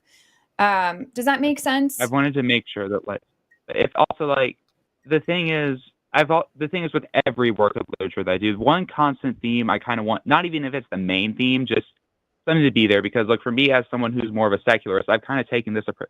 The thing is, it's gonna suck, but at the end of the day, you do what you can, if that makes sense. And the thing is, what you see, and the thing I kind of want to portray with Lilith is almost like a therapy, is you see her overcome it, if that makes sense. But you know what I mean? You see her come to terms with. Yeah, I think that's great. I want to see, since we do need to move on because we're running out of time, and I want to make sure we get to our last caller. I want to see if Alyssa has anything to add before we finish the call. I don't necessarily have anything to add, but I highly encourage you to, if you can, scroll up in our chat in YouTube, because in the comments of the chat, there were other people giving suggestions on other ways to add more complexity or dynamics to this character, and they were giving a lot of actually helpful suggestions. So check them out too. I'm excited to hear this story. I just want to say quickly, before you hang up, and to anyone in the chat, and I'm sorry if anything I brought up was a little too controversial, maybe a little too, No, you're good. No, you were fine. Graphic you're totally good. Talk about. Apologies. Thank you. No, I appreciate that you're willing to totally give me your input, and I appreciate that you're willing to give me your input, and I'm definitely grateful. And I also just want to say, I want to say one way so Lilith was the serpent in this universe that tempted them, and I want to say nice. when I saw you holding the apple, honestly, part of you kind of gave me an inspiration for a pose I kind of want Lilith to have. I don't want to give away what it is, but with your app, you gave me a lot of inspiration, and I'm grateful for what you guys do. Thanks for sharing. Thank you, Matthew. I appreciate it. I'm excited to hear more about your project. Thank you. Bye, Matthew. Thank you. Y'all have a wonderful night. You too. You too. I love hearing more about how these things are developing. I know. That's fun. And that's great that there's people giving advice in the chat. I also think there's got to be some not book club, but maybe even writers clubs out there. Maybe somebody can recommend something like that, because I do think that is amazing. That's a great way to show some allyship in your writing, looking out for how you represent characters that have a different experience than you've ever had personally. So I love that. Yeah, 100%. Oh, it looks like we lost one of the calls, or maybe that was a call I said we weren't going to take. I don't know what happened, but we've got one left. Are you down? Are you good on time? Yeah, absolutely. Okay. This will be interesting. We'll see if this is a long or a short one. Yeah. Oh, is it going? There we go. Hi. Wait, I'm on? You're Yes, on. you're on. You're live. I'm Eve. This is Alyssa. What's your question for tonight? I made it. You made it. I'm already All right, so all right, all right. nervous. Alyssa, Okay. what's your question for us? So you guys read the topic. You guys saw my text. I Yeah. see here it says the Like- patriarchy is beneficial. Hell So yeah. I'd love to hear Okay. it. So my first question would be, how would you guys define the patriarchy? Were you listening we've at the already- beginning of the show? Come again? Were you listening to the beginning of the show tonight? No, I just like was like Okay. an hour ago. I just came in an hour ago. Okay, cool. Alyssa, do you want to fill him in? Yeah. Yeah, so we were Yeah, fill asking me in. just because we talked about it earlier in the call, but it's a system, both political and social, where men are inherently the ones dominating that system. So they are superior to everything and everyone, and everyone who is not a man is viewed to be weak or subpar in some way. I think that pretty much wraps it up. Okay. Yeah, I think that definition is a little bit elementary. So I'm going to provide my It's the own, literal definition. and we're going to see. Huh? It's the literal definition. So yeah, if you want to tell us what patriarchy means to you, and then we can see where our differences are. Well, I think there's But a lot of that's like overlap the actual anyway. definition. Okay, let's hear. So anyway, I think that what the patriarchy is the collective of the masculine ego, which is usually possessed by men, and that ego is being imposed upon the structures, cultures, and the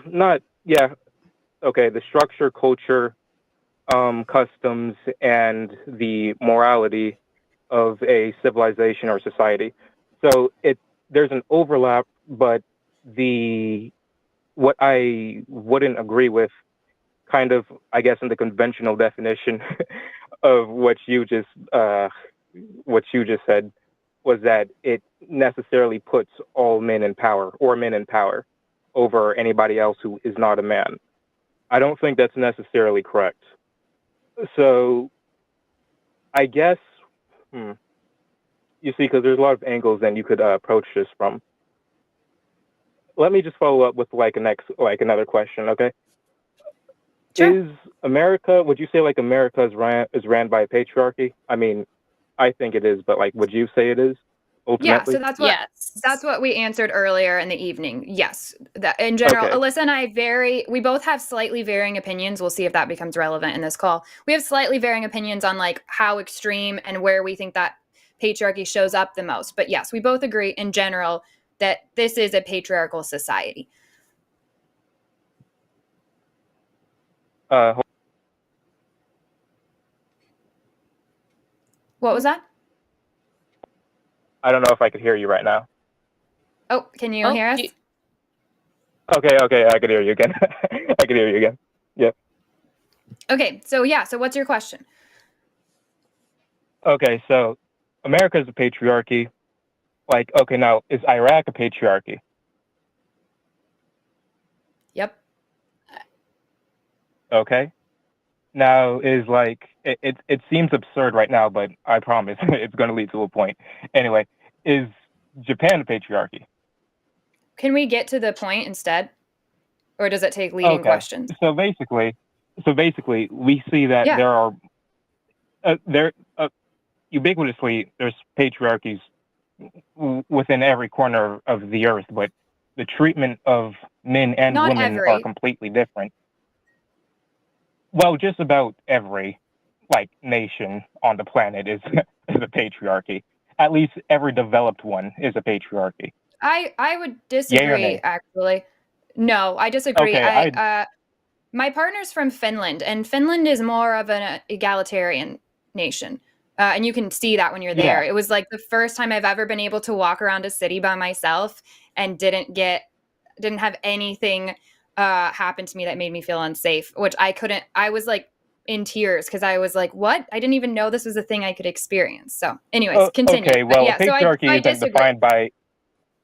Okay, well, I don't think patriarchy would be defined by or would be refuted by what makes you feel safe. Egalitarianism, by definition, culturally.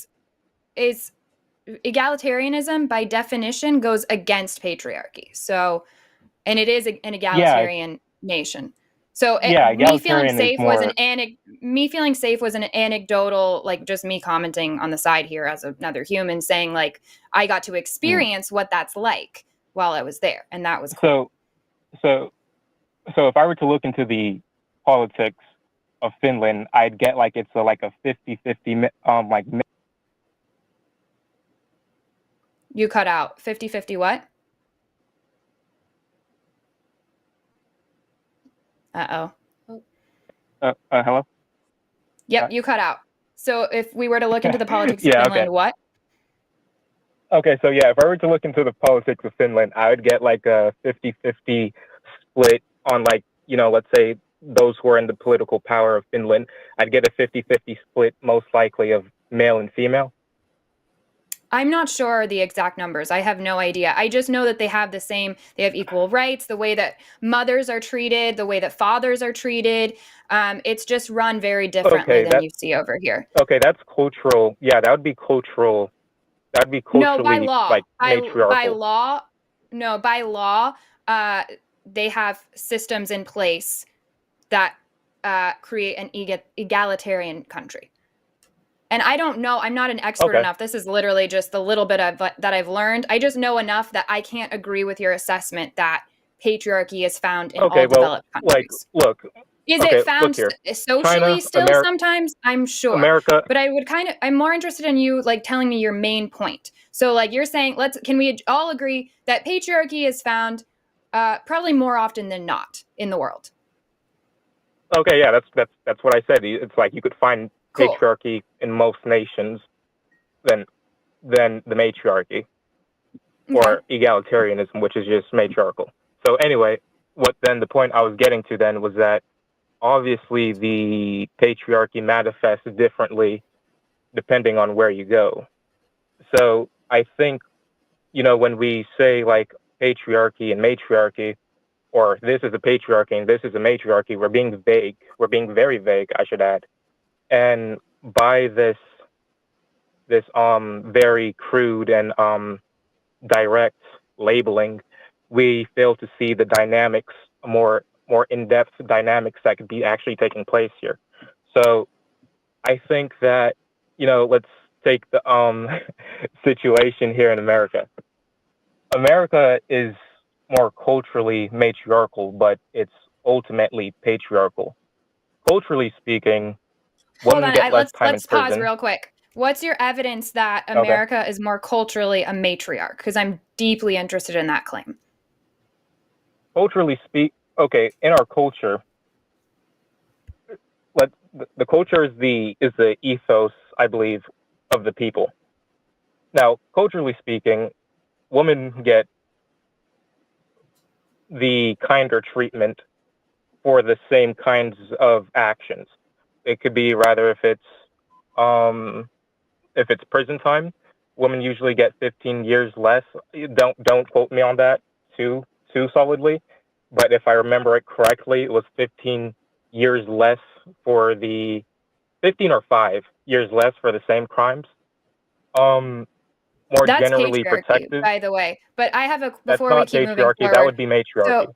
So no. So patriarchy or matriarchy is so by definition, as we already said, we've been going. I don't know what you mean by let's go, but let me clarify. So it is when so patriarchy would be when men are in the dominant position, when they are in power over society, when they have the power. Matriarchy would be when women have the power. A woman getting a lesser prison sentence is not indicative of having power in a situation. In fact, I would say that's a little bit of sexism happening where probably you can look at those cases and see that it's a male judge, being like, oh, it's a woman, I'm giving her a lesser prison sentence. That's not women in power. If anything, that's looking down on a woman and this is what the call before this was, holding her to a lesser standard because of different stereotypes and prejudices. That's not matriarchy at all. Whereas matriarchy would imply that women were in a position of power culturally, in which case women would be making more money. Women would be getting all the time in the world off that they need for what they need. Dads would be the one getting paid to stay home with the kids. That would be matriarchy, which is, you also earlier implied that, or said, that matriarchy and egalitarianism is the same thing, and that's also not the same thing. But let's go to these points now. Okay, so there's a lot to cover there, and so because you're kind of going off like my base statements, not really prying into the details that are in those statements. All I have are your base statements. Yeah, so yes. Yeah, that's why I was saying like there's detail to those statements. But let's start first. Let's start somewhere here first. Power doesn't always manifest the same way. It doesn't have to be direct power. There's indirect power. Hold up. Okay, am I back? Yep. Hello? Yes. Hello? Okay, yeah. There's indirect power. There's direct power. What you're talking about more so is direct power. But there is such a thing as like having a kind of more so, what's the word? Low key. I don't like that word, but screw it, we're going to use it. A low key way of obtaining power and getting what you want. So if we could see that, if that culturally here, that women have preferential treatment, it's in some instances, of course not all, but I'd say the majority of instances, women have a cultural a preferential treatment because of rather so how far they're you've given us perceived one by, example of maybe you don't know, possibly women get lesser prison sentences. You haven't given us any other examples of in society in the United States where women are given power, positions of power over men more often. Like that was just the gladly, one. So gladly. Okay, I could give you more examples. Okay, so you have that when brain scramble. Okay, yeah, when cops are called to a case, right? They are more the behavior and tendency of cops towards the claims of a woman. The cop is going to more likely be more accepting, and they will like lessen their guard. I have a question. Do all of your examples involve the justice system? No. Okay, let's hear another one, because that still, to me, falls under the category of what we talked about on a call before this, which maybe you want to go back and listen to, or the 2 calls before this, where we discussed the fact, and it's a real issue, where women that abuse children, they're not, how do I condense this call for you? They're not portrayed, and they're not reported as often. There's all kinds of issues, and it's directly related to patriarchy. So, and to stereotypes against or in favor of women for the wrong. So we've already discussed that. So do you have any examples for me that don't involve the justice system? We could get to that. We could get to that as to why I think that's bullocks later. But if you want, sure. But if you've got a lot of if there's a matriarchy in the United States that Alyssa and I don't know about, there should be a lot of examples. So I'm eager to hear. Let's hear some more. Okay. So, brain scramble. Hold up. Let's refocus here. Okay. There's a. God damn it. I can rephrase. So do you have other examples of why you think there's a matriarchy socially in the United States? Because I believe that's what you claimed earlier. Yeah. So I think if we're just trying to get out of the legal system and we're trying to go into just the social system, well, for one, we all know, like, you don't hit women, you hit women, then you have a group of people jumping you. And You have yet school women system. are Jesus Christ, more often can I go domestically through? abused. Can I go through them all so you could like have more so of a list to go down a little bit Yes, more? but So also we're the hosts of this show, so when we want to chime in and say something, we get to. That's the special privilege that we have. I understand. It's really cool, and we're letting you talk. But like, but yes, continue. okay, so and then like I'd say then also in the school system, what we see here is that the school system is not geared towards boy behavior. There's a lot of restrictions, regulations, and rules, rather if it's by the teacher themselves that is imposing, which is usually a feminine figure or just a woman. Girls Let me can't not wear spaghetti be all- straps to school, but whatever you say, no problem. The girls can't wear spaghetti straps to school. Is that what you said? Yeah. Yes. Yeah. What the hell does that have to do with Because it's anything? supposed to be because that's distracting to the boys. So what are you talking Who could about? wear That spaghetti boys don't. straps to school? Anybody should be able to wear spaghetti straps. We're talking to about school. elementary school. Okay. Yeah. Nobody could wear spaghetti straps to school. First of all, am I wrong? Nobody. I don't know. I don't know. My point is Nobody that could wear freaking the reason spaghetti that straps to school. That's the point. the reason the reason that rule exists is because they don't want girls to have to be showing that much skin because it's distracting to other people. It sexualizes children, and it specifically is a rule for the girls. So I'm confused about why you feel that the school system is geared towards men. What are you talking about? Geared. Okay. So first off, let's just get this down. Nobody could wear spaghetti straps to school. Correct. Nobody could do that. I have no idea. I was homeschooled. I don't know what people can or can't Nobody do. can do that. Okay. Nobody. You're frustrating me because you're frustrating me because you're doing this weird laughing thing, and it's really annoying and it's really condescending. And happy. I rarely get like heated on this show, but the laughing situation is really annoying.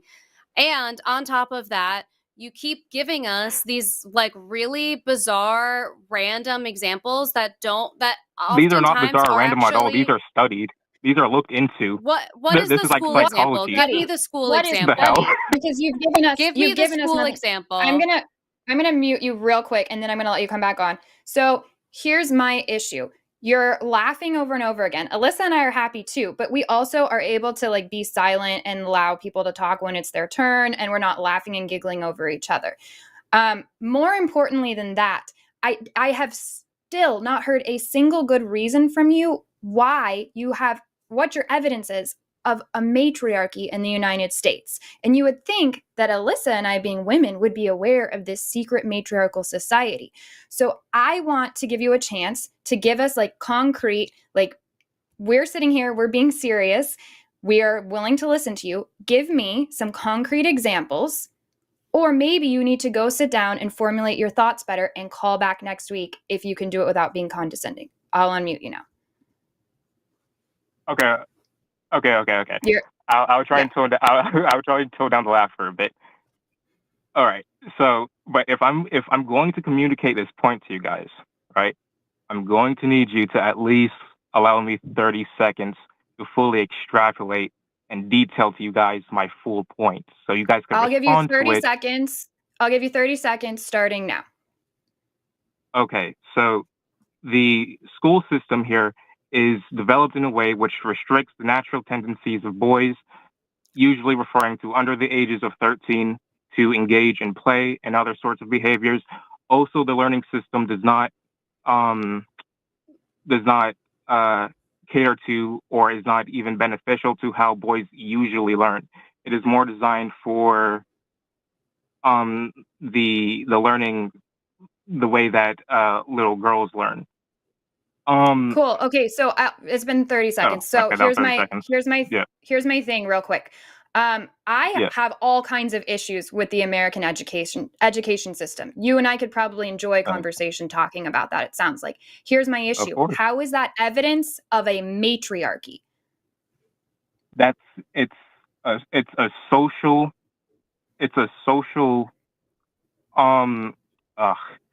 brain scrambled. It's a social let's say error that is in benefit that is majorly in benefit for girls. Let's say that. I also so that's that's one example. But matriarchy requires a societal, like a systemic issue. I'm asking, where can you show me a matriarchal society? You can point out little things here and there. Where are women dominating over a culture completely, not over one situation in school? Show me where they're dominating over culture. Okay, you could keep belittling, I guess, the examples I'm giving you, but how is that it's not belittling? I'm trying to get to an actual point. I also don't believe you, because standardized testing is not like, how is that? I don't know what you mean that like school things are taught based testing, on gender. Obviously. School is more than standardized testing. I know, but I don't know what you... I understand, but what about the way that we learn could possibly be... Every single person, regardless of their gender, learns differently, and we standardize the way that we teach, and we standardize the way that we test. So I don't really... This feels like a non-point, because I also don't really... I can't imagine there being an effective study on that being so significant between genders. If there is actually a study, I would genuinely, truly, without an ounce of sarcasm, would love to see it, because I find that really hard to believe. Yeah, I do. It's at Alyssa LJUB. Okay, I promise. If like today or tomorrow, I'll get you the links, and I'll post them in there, and you could read them through. You could call them bullshit or whatever there. But as it stands right now, on your comment that we all have unique learning kinds of ways, not necessarily. There's somebody looked into it.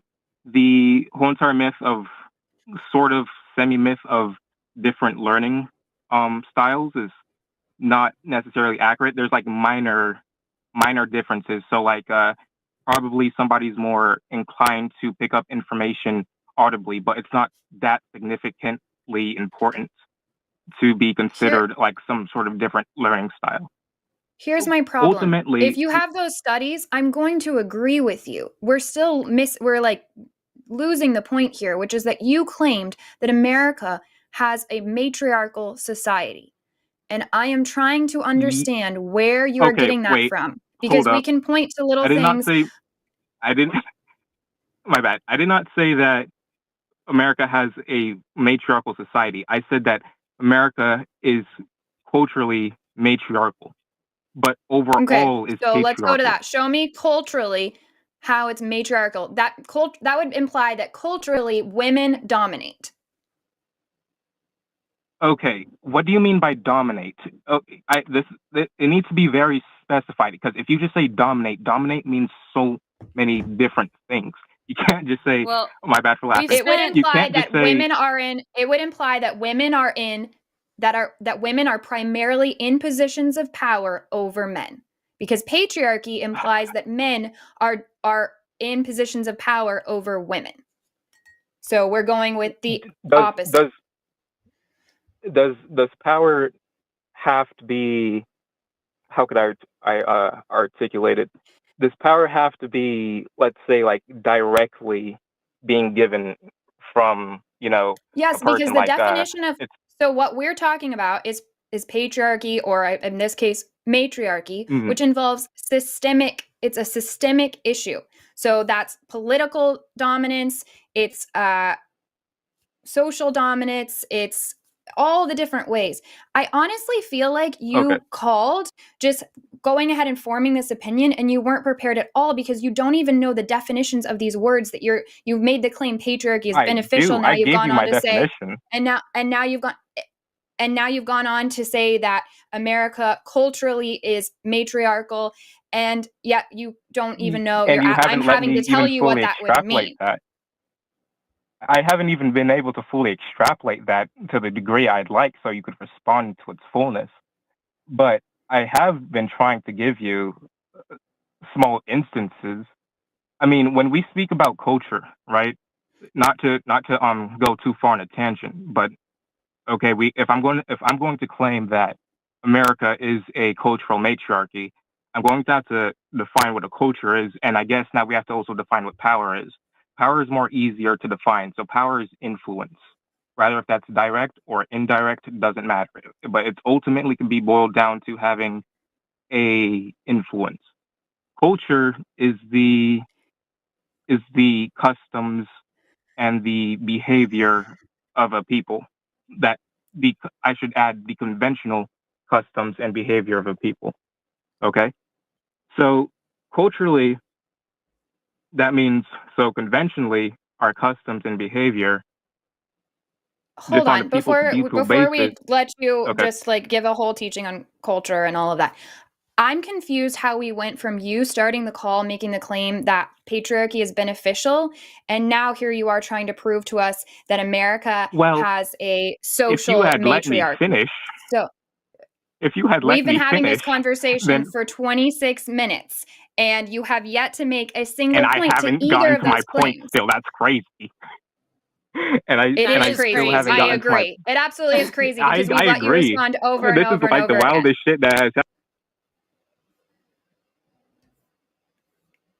Did you mute him?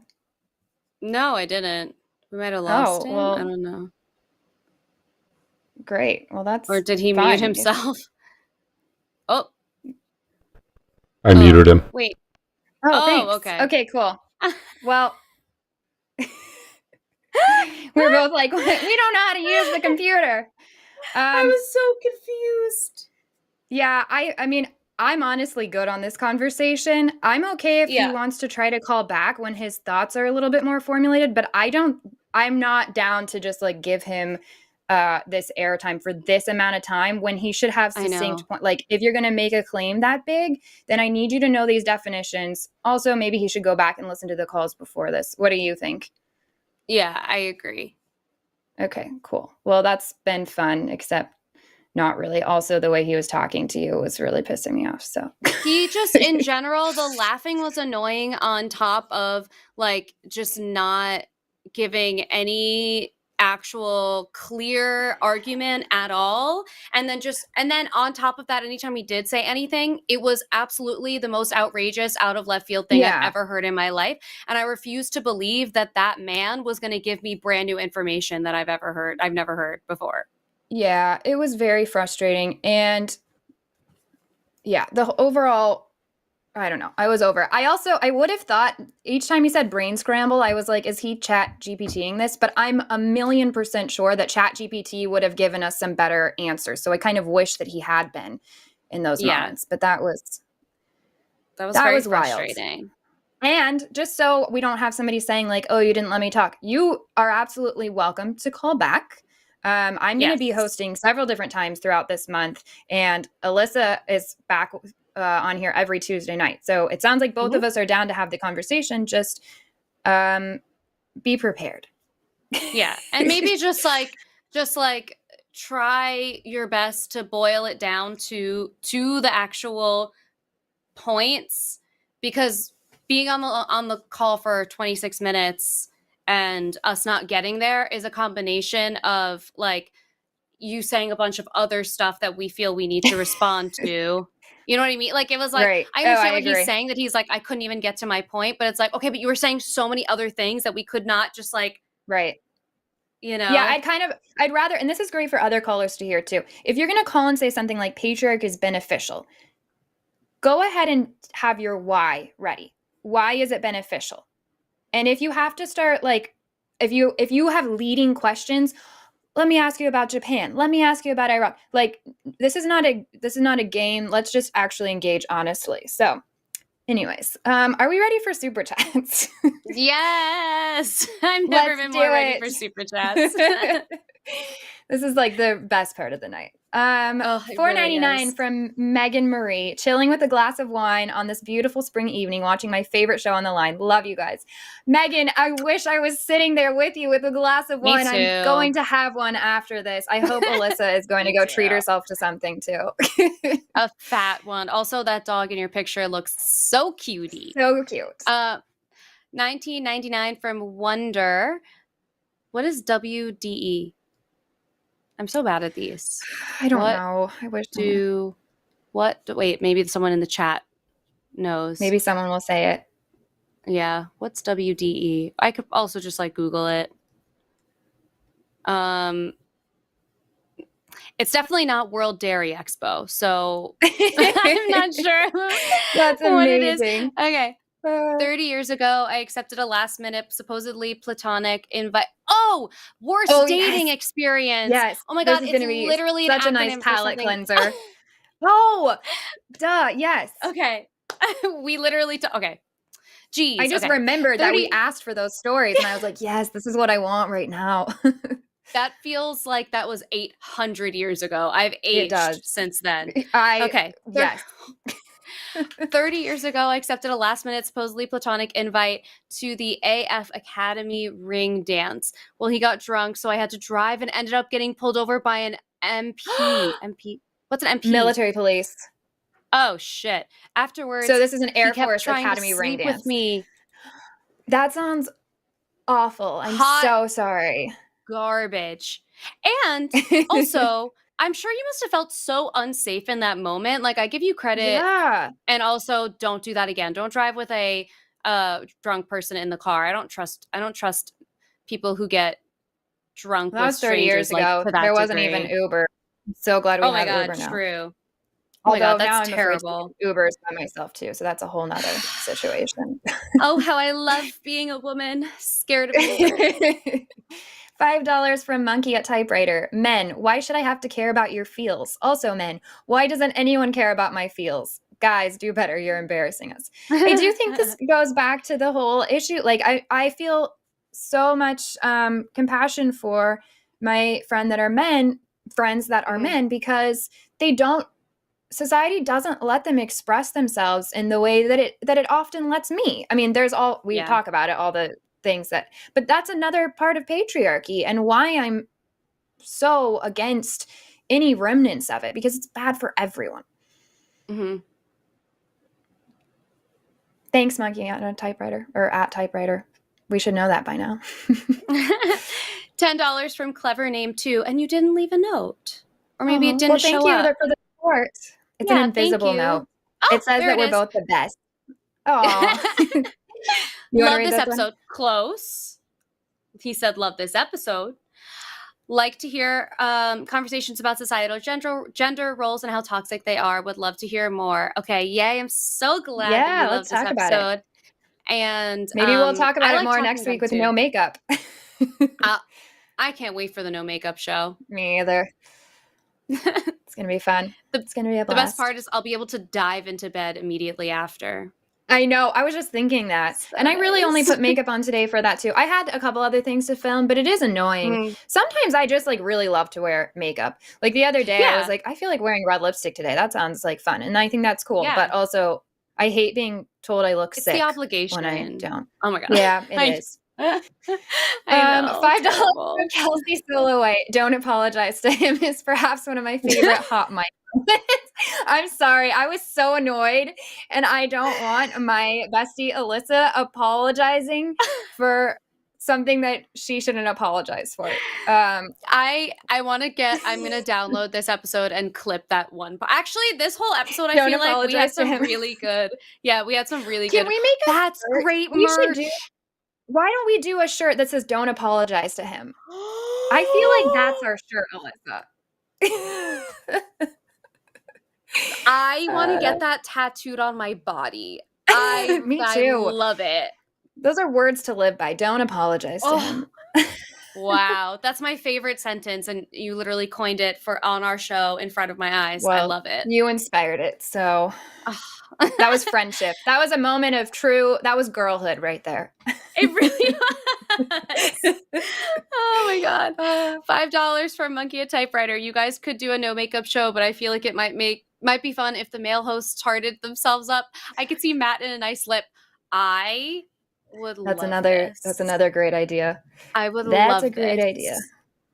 Jimmy would look so stunning in a nice smoky eye. Ooh, with those yes, pretty I blue love that. eyes. Yeah.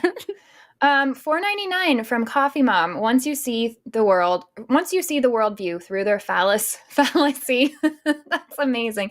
It's easy to understand the problem. Everything is literally based on what makes a penis happy.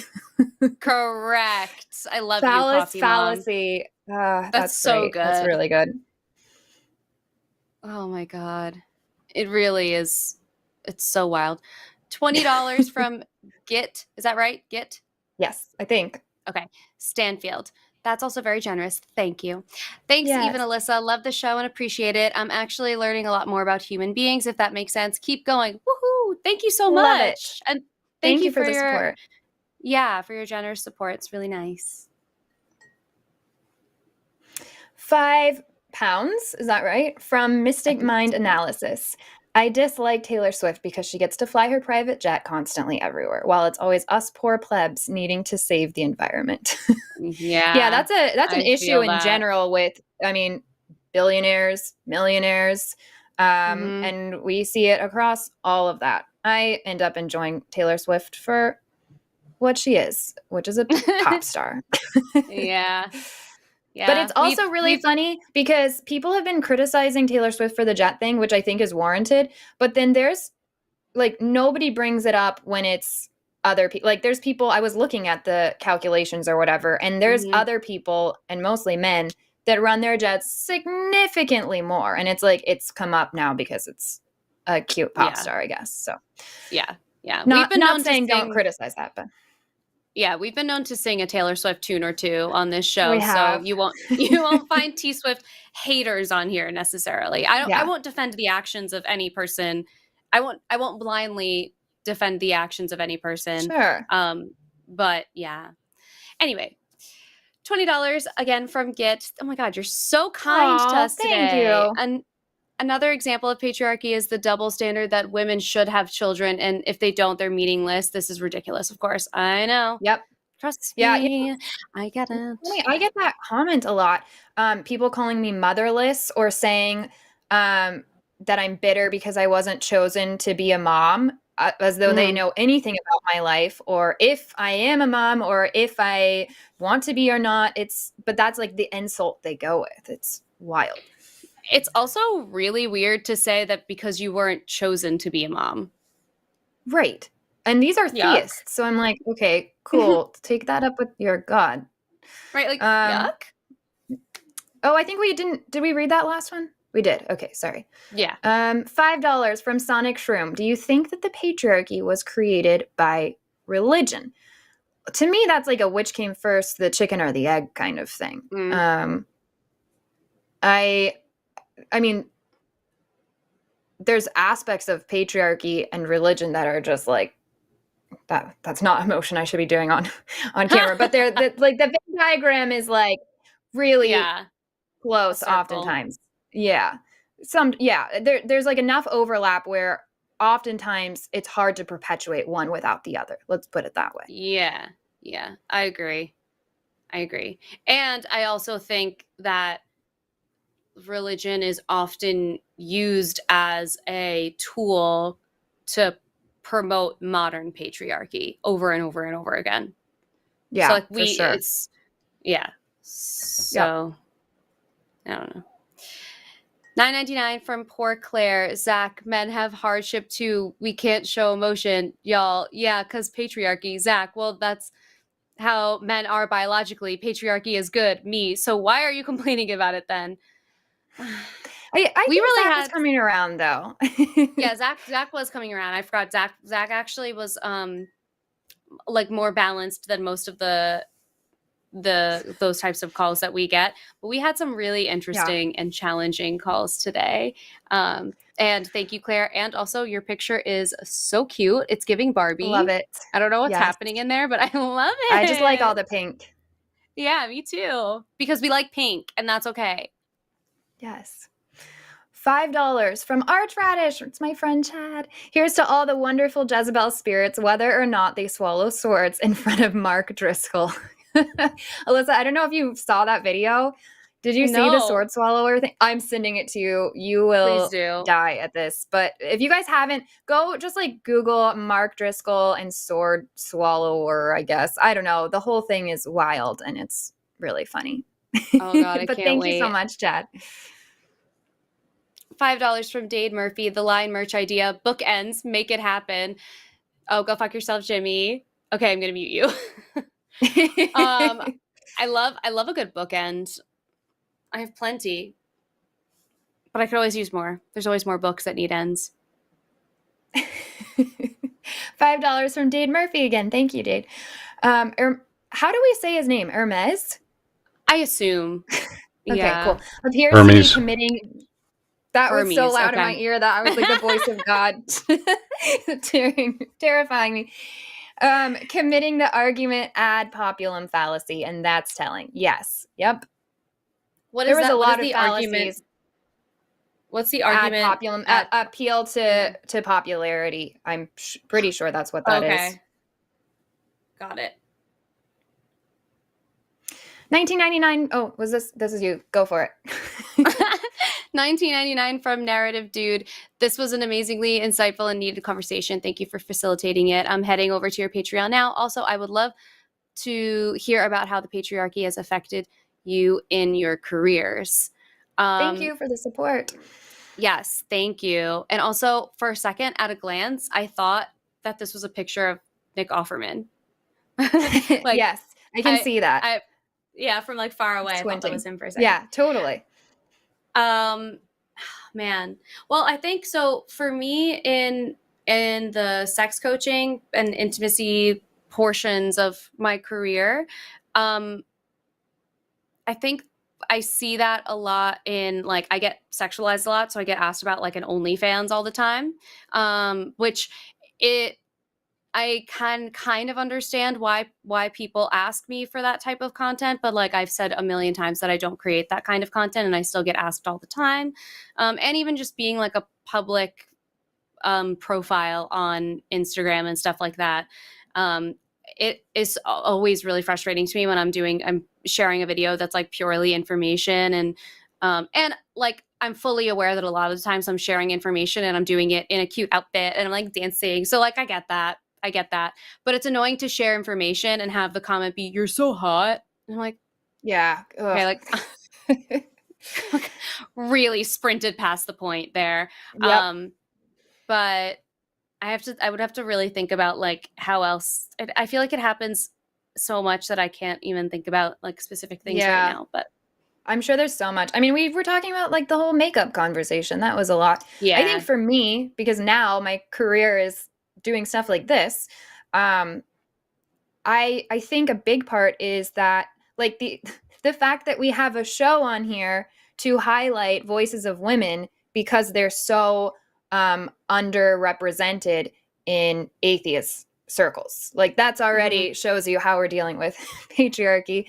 And also another thing for me that's really frustrating is oftentimes I'm like in doing work like this, or let's say like working on a book and talking to different publishers about that, or wanting to like work on another show with somebody, I am constantly like, is this dude, because it's most often a dude, actively like wanting to help me with my work? Are we working together? Or is this guy hitting on me and using his position to do that? Like I'll even have really cool people follow me on social media. Like I could name drop and it would be super fun. However, a lot of times I'm like, is this person supporting my work, which is really fucking cool? Or are they going to slide into my DMs? And having to navigate that and having to always like second guess, like just being myself. I use like the pink sparkly heart emoji all the time. If you guys follow me on Instagram, you know that. And that's just like kind of a thing of my personality that I do all the time. And I have to like stop myself all the time from just normal behavior when I don't know a man well enough. So different things like that. I don't know. There's all kinds of stuff. But thanks so much. I want to know who follows you that you were like, what's going on? I had a cool one later. I'll text you after the show.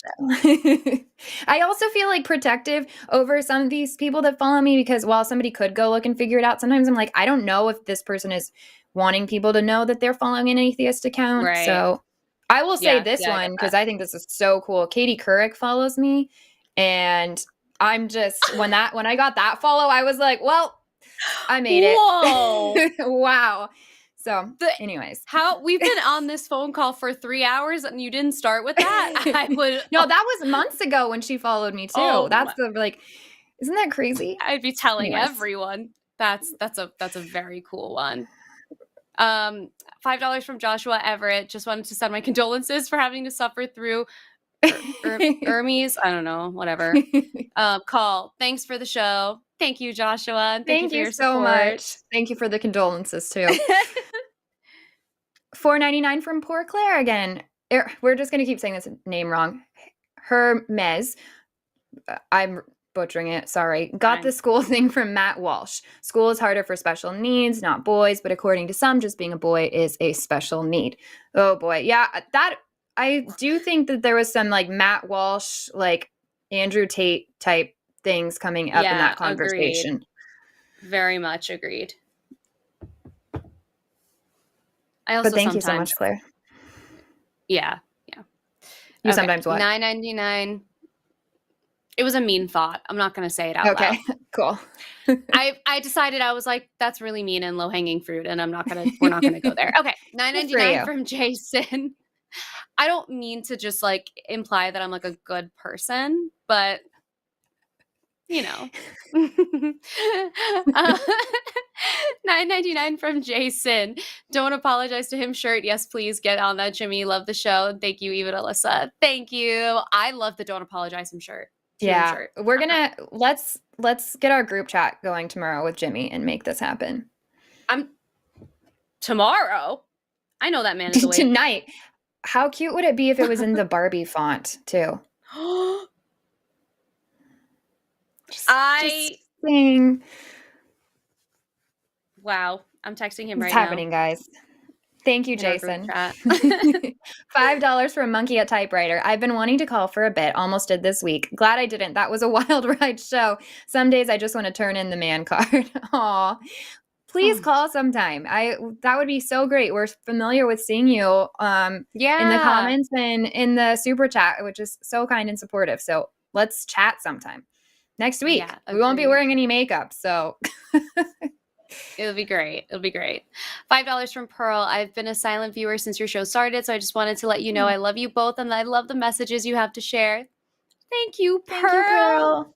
So sweet. My sweet Pearl. Thank you. I appreciate that. $5 from Pearl. I know the Mark Driscoll thing and saw it as hilarious and infuriating. I've been longing for a show like this, so I'm very glad you both are here. Thanks again, Pearl. Yeah, the Mark Driscoll thing, if you guys need a laugh tonight to like kind of cleanse yourself from these calls, that's a funny thing. It's just like drama in an evangelical church, mega church thing that's really funny. So can't wait. $4.99 from Poor Claire. Thank you, Alyssa and Eve. That pic is me in my Barbie outfit inside the Barbie box at the Barbie movie. You called it, Alyssa. I love that. That's so cute. I'm so jealous. That's so amazing. So cute. Oh my gosh. That looks like fun. Thanks, everybody. That was was a wild ride. It truly was. Don't forget about our Patreon, patreon.com/calltheline. Go check out our podcast episodes over there that have dropped recently. I'm trying to think what else. We'll be back here next Tuesday. Yes. Thank you, mods. Thank you, Amargan. Thanks for being the voice of God and saving us from that caller. Yes. And thank you to our screeners too, who had to unfortunately listen to some of those people too. No, we actually had more. We had more good calls than we had frustrating calls today. Honestly, we've had it easy in past episodes, so you know, we got to talk to some theists. It's exciting. Oh my gosh! Well, thank you guys for listening, and it's always such a great time on Tuesday nights. Yes. Thank you to all of our patrons. Yes. See you next week. Patron producers.